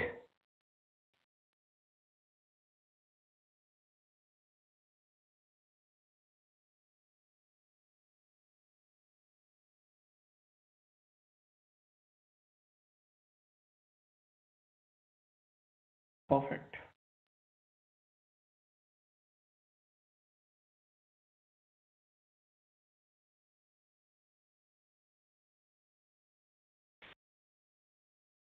Awesome, guys. Understood about this linear algorithms, linear regression, regularization, and everything. Yes, understood the linear regression, the regularization, and everything. Awesome. Now let me upload some more data sets to practice in day 7. Today is day 7, right? So let me give you some more problems.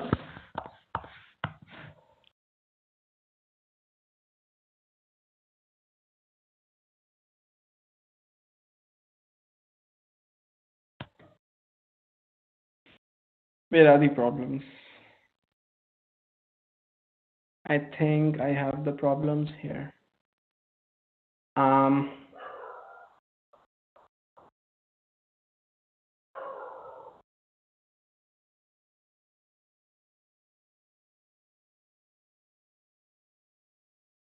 just a sec. I need to search for the problems to share. Data analytics, machine learning, machine learning. projects. Here we go. Case studies. IMDb, balancing classes, outliers. Okay, let me upload this. You can explore more about outliers and other things. Then face detection, feature selection. Let me drop it also. Fraud detection is classification, healthcare. Okay, just check. I'll upload the data sets also, guys. Boston house pricing. This is also a regression problem. Image compression, no. Income prediction. I think this is classification. Titanic shipwreck classification. Visa status classification. Classification. Classification. Classification. Classification. Classification. This is also insurance amount prediction. This is regression. Okay. Then pipeline and transformers is something we need at the end. And let me upload the data folder, entire data folder, so you can find out the data from this folder. These are the solved case studies, guys.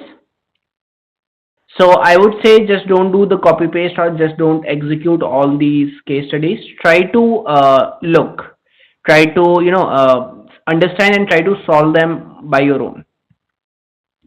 Try to look, try to observe, try to understand, and try to solve them by your own. Healthcare, let's see what is this healthcare.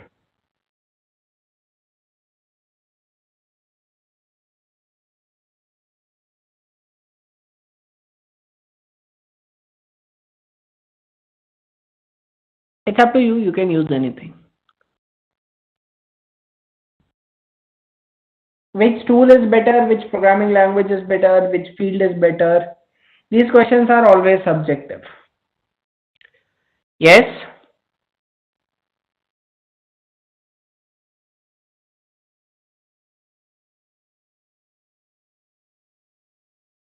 It's only analytics. I don't think there is any model building also. Sklearn, decision tree. Okay. Regression and classifier both. It is using pipelines. Okay. We haven't discussed the pipelines yet. I will upload the file to understand the pipeline, guys. Let me remove it as of now.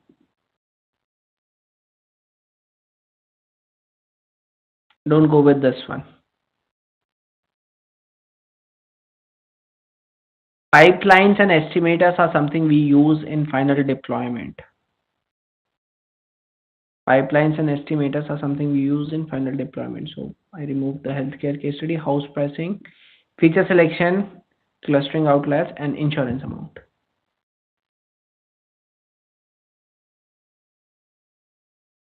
It's up to you guys. A collab has some limitations. I feel it's like, as per my experience, collab is little bit having like it has a little bit of lag in collab, but when you install it on your system, it goes smoothly. Like that was my experience.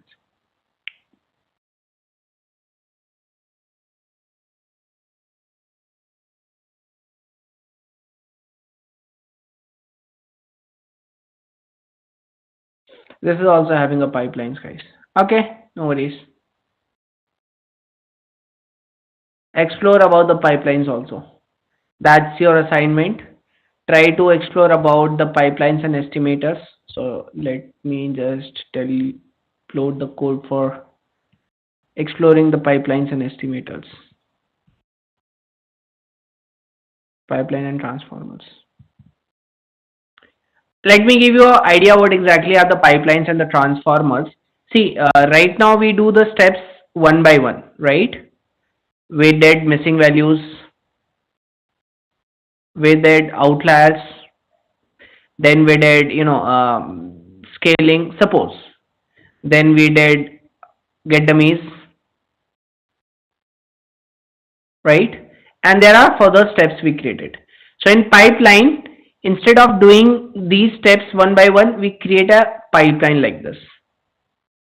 We create a pipeline, and we pass the data to the pipeline instead of following one by one step. That's the concept of pipeline and estimators, right? That's the concept of pipeline and estimators. Now this would require a little programming background because OOPS concept will be utilized here, right? The entire OOPS is used while creating the pipelines and invoking the data into a pipeline. So that will require a little programming background, or you need to have, yes, you need to know the basics of Python, like how OOPS work, how functions work, and everything. Exactly, it will just create a workflow. So also try to explore that. Plus we have the data. So like if this looks tricky, try to solve the data as per your comfort. Like what all steps we are able to solve. Try to solve that as per that. Right? Let me see if there are more problems to share.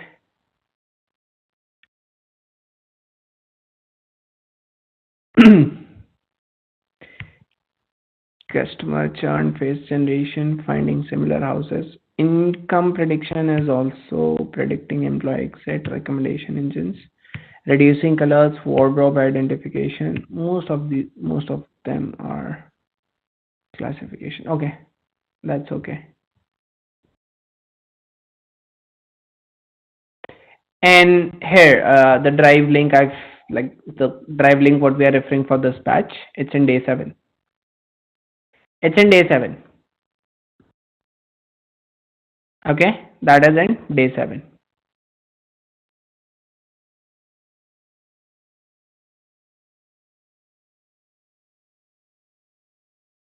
I am also uploading the linear models, so you can also explore more about the linear models.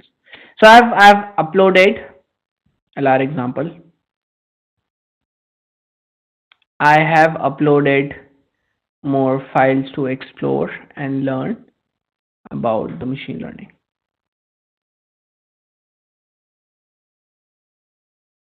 Okay, perfect, guys. I've given a lot of problems.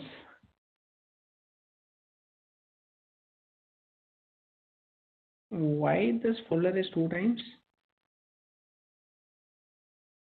What else? This is the website. This is a code, the portfolio management, COVID-19 predictions, stock predictions, R, voice log system, and a dashboard. Yeah, we have discussed the topics. If anyone have any questions, guys, we are open for the Q&A. We are open for the Q&A. Tomorrow we will be talking about logistic regression, guys. So please watch the videos for classification logistic regression, right? So we'll be talking about logistic and other classification algorithms tomorrow. Okay. We'll be talking about logistic and other classification algorithms tomorrow. So tomorrow we'll try to finish the classification algorithms concept part. The way we did for linear regression, we did all the concepts once, and then we did all the logics, all the implementations. That's what we will do. Tomorrow we'll do all the concepts, and then we will do their implementations. Okay.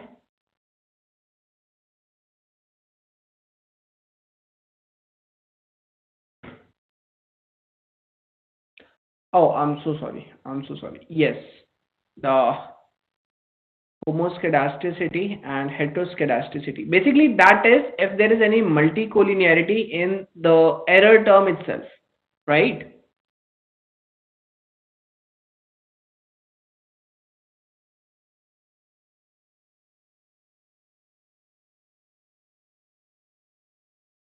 Basically, the errors what we have,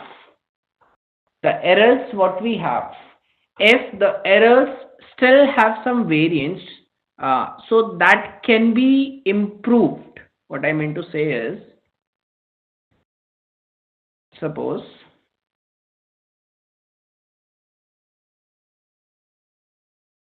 there is a line, right? And definitely the line will be having some sum of square of distances called the errors, right? Yes.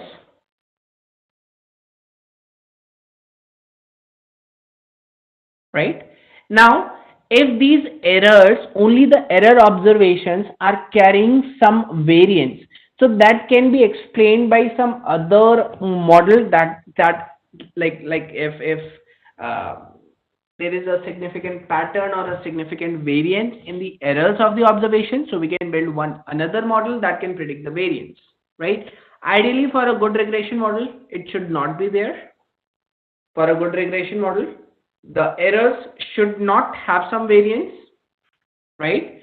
But still, if the errors have some variance, we can actually try to build some separate model in order to explain that variance, and that is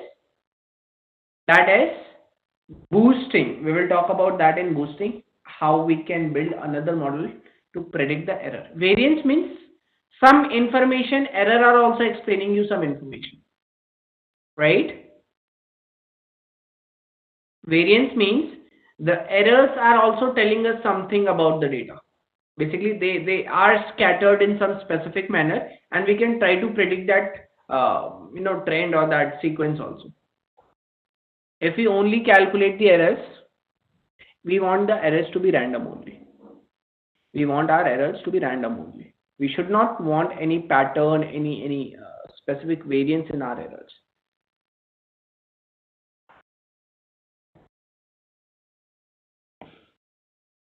Okay.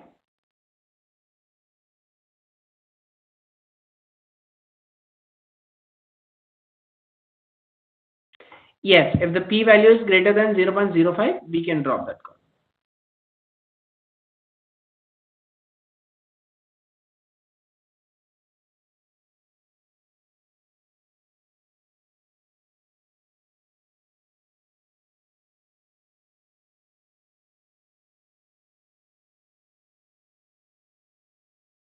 Clear, guys?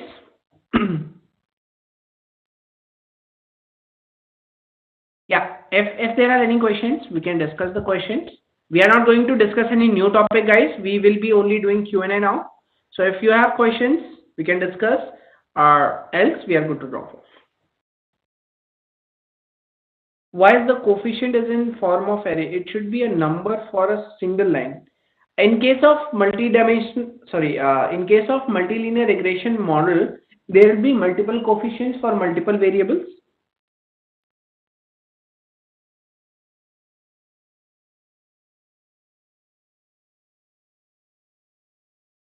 Have you done COVID-19 predictions? I have done COVID-19 predictions in two different manner. One was predicting disease from the X-ray images. One was predicting the trend.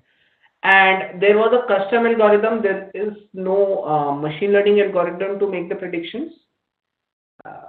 Like we picked a research paper that a scientist in Africa used, a specific approach scientists in Africa used to predict the SARS-CoV, the previous version of this COVID in Africa, the SARS-CoV-1. So we picked that research paper and we try to mitigate that approach.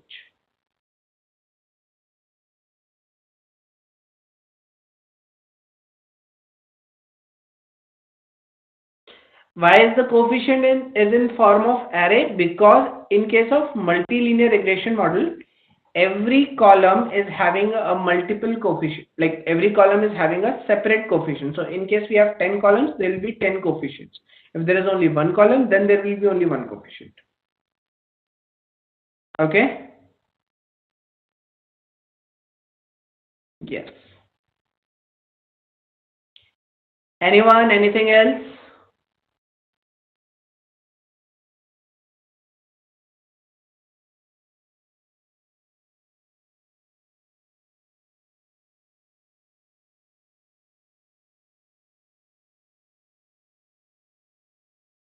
Not necessary. We can do all the possible things, assumptions like data distributions, linear relationship, but that is something we cannot check in case of multidimensional data, right? So we can simply train the data, and based on the accuracy, we can try to do the pre-processing, and we can try to prepare our data so that it stands out in a linear algorithm, right? The normal data distribution and the linear relationship, but that is something practically it's not possible, right? When we actually have these are some statistical terms, these are some formulations, these are some prerequisites as per the formula. But when we work with the real time data, we cannot have a normally distributed data, or we cannot expect a standard linear relationship between the columns. That's something unrealistic if we say in a real world data samples. So we try to put some, scaling techniques. We try to put some transformation techniques so that we can get close to the prerequisites. But that is something not, very hard and fast thing. Make sense? If we talk about the normal distribution, mean equals to median equals to mod, and in real data sets, we can never have this thing. It's very rare to have mean exactly equals to median and exactly equals to mod. That's very rare, no?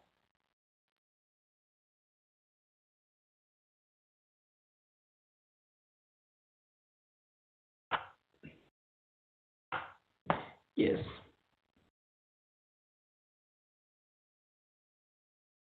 Yes. Any other questions? Anything? Anyone?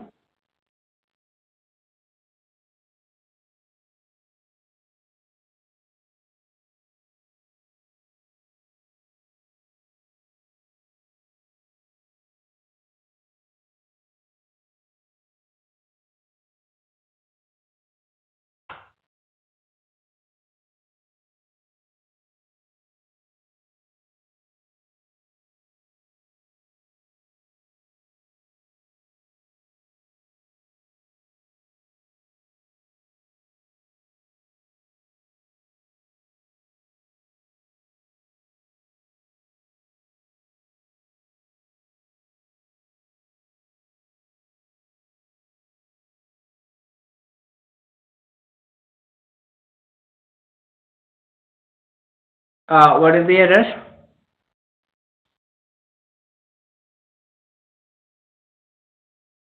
Yes, the evaluation matrices. What error you are getting? There is a space. sklearn dot preprocessing. You should not use space here.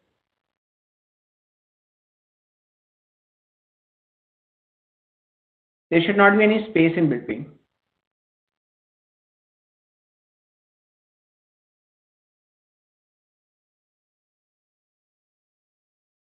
Okay, there should not be any space. Yeah.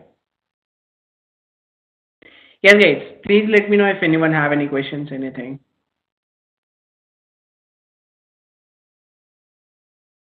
Tomorrow again, it's going to be a mathematics class. So let's keep the pen and paper handy and let's revise some basic stuff.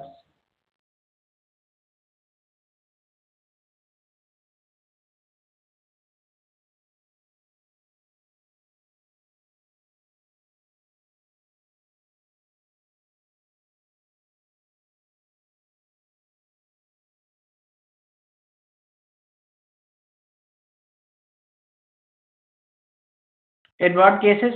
Basically, right now we are working on the machine learning. So whenever we want to make the predictions on unseen data, go with the ML method. Whenever we want to get the insights about predictors and input variable, predictors and the target variable, go with the stats model. Okay,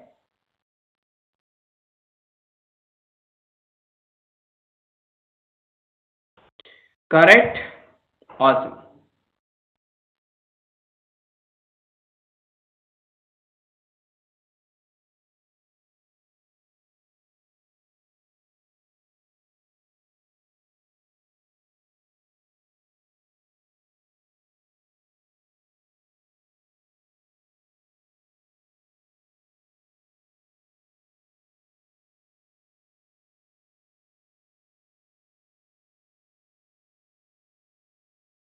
Yes, guys. Anyone? Any questions?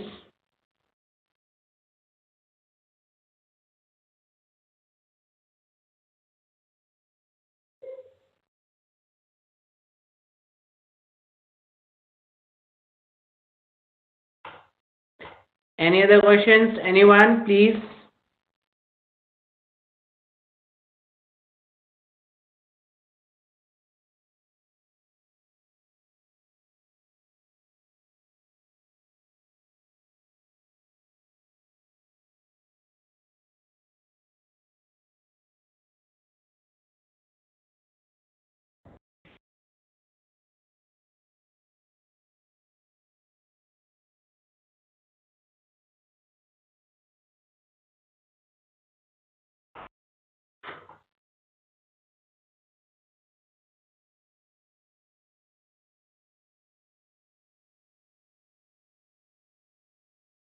All good?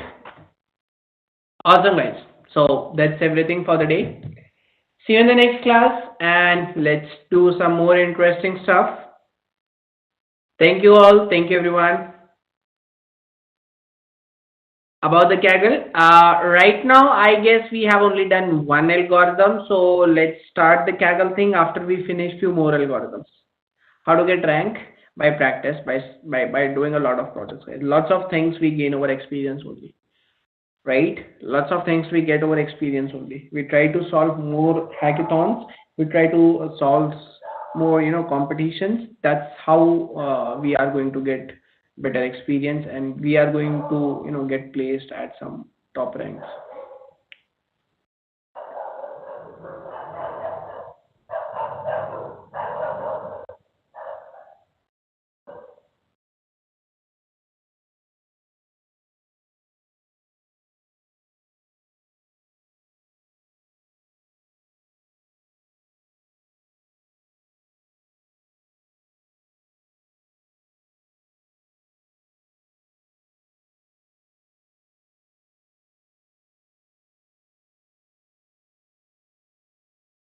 Yes, definitely.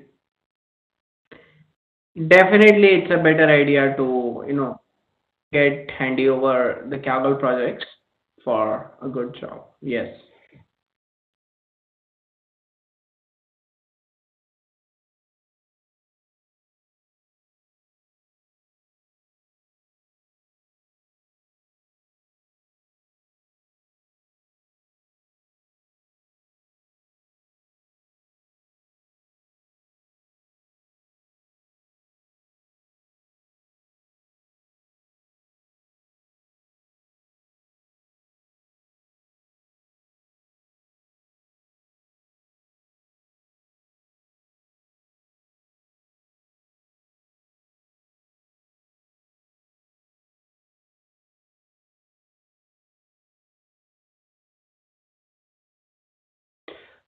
Perfect. Thank you, guys. Thank you, everyone.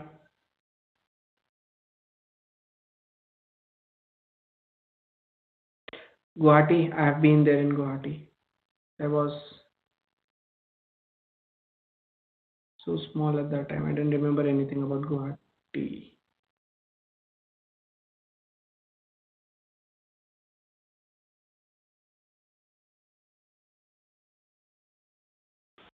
Yeah, that's a beautiful place. I have pictures when I was a small kid in Guwahati. I have some pictures of them.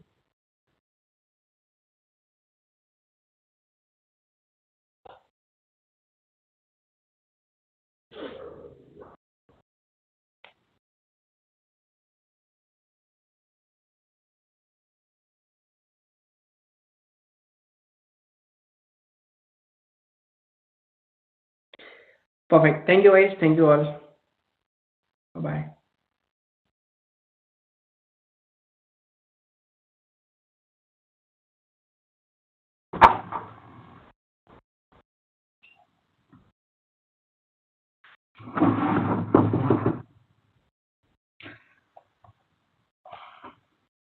Thank you for the wonderful session, sir, and thank you everyone for your participation. Once we wrap up the session, you will see a feedback survey form in your browser. If you like the session, please rate us 5. For anything less than 5, please share your comments to help us understand what went wrong. It will help us to improve in the coming session. Thank you all for your time. Take care.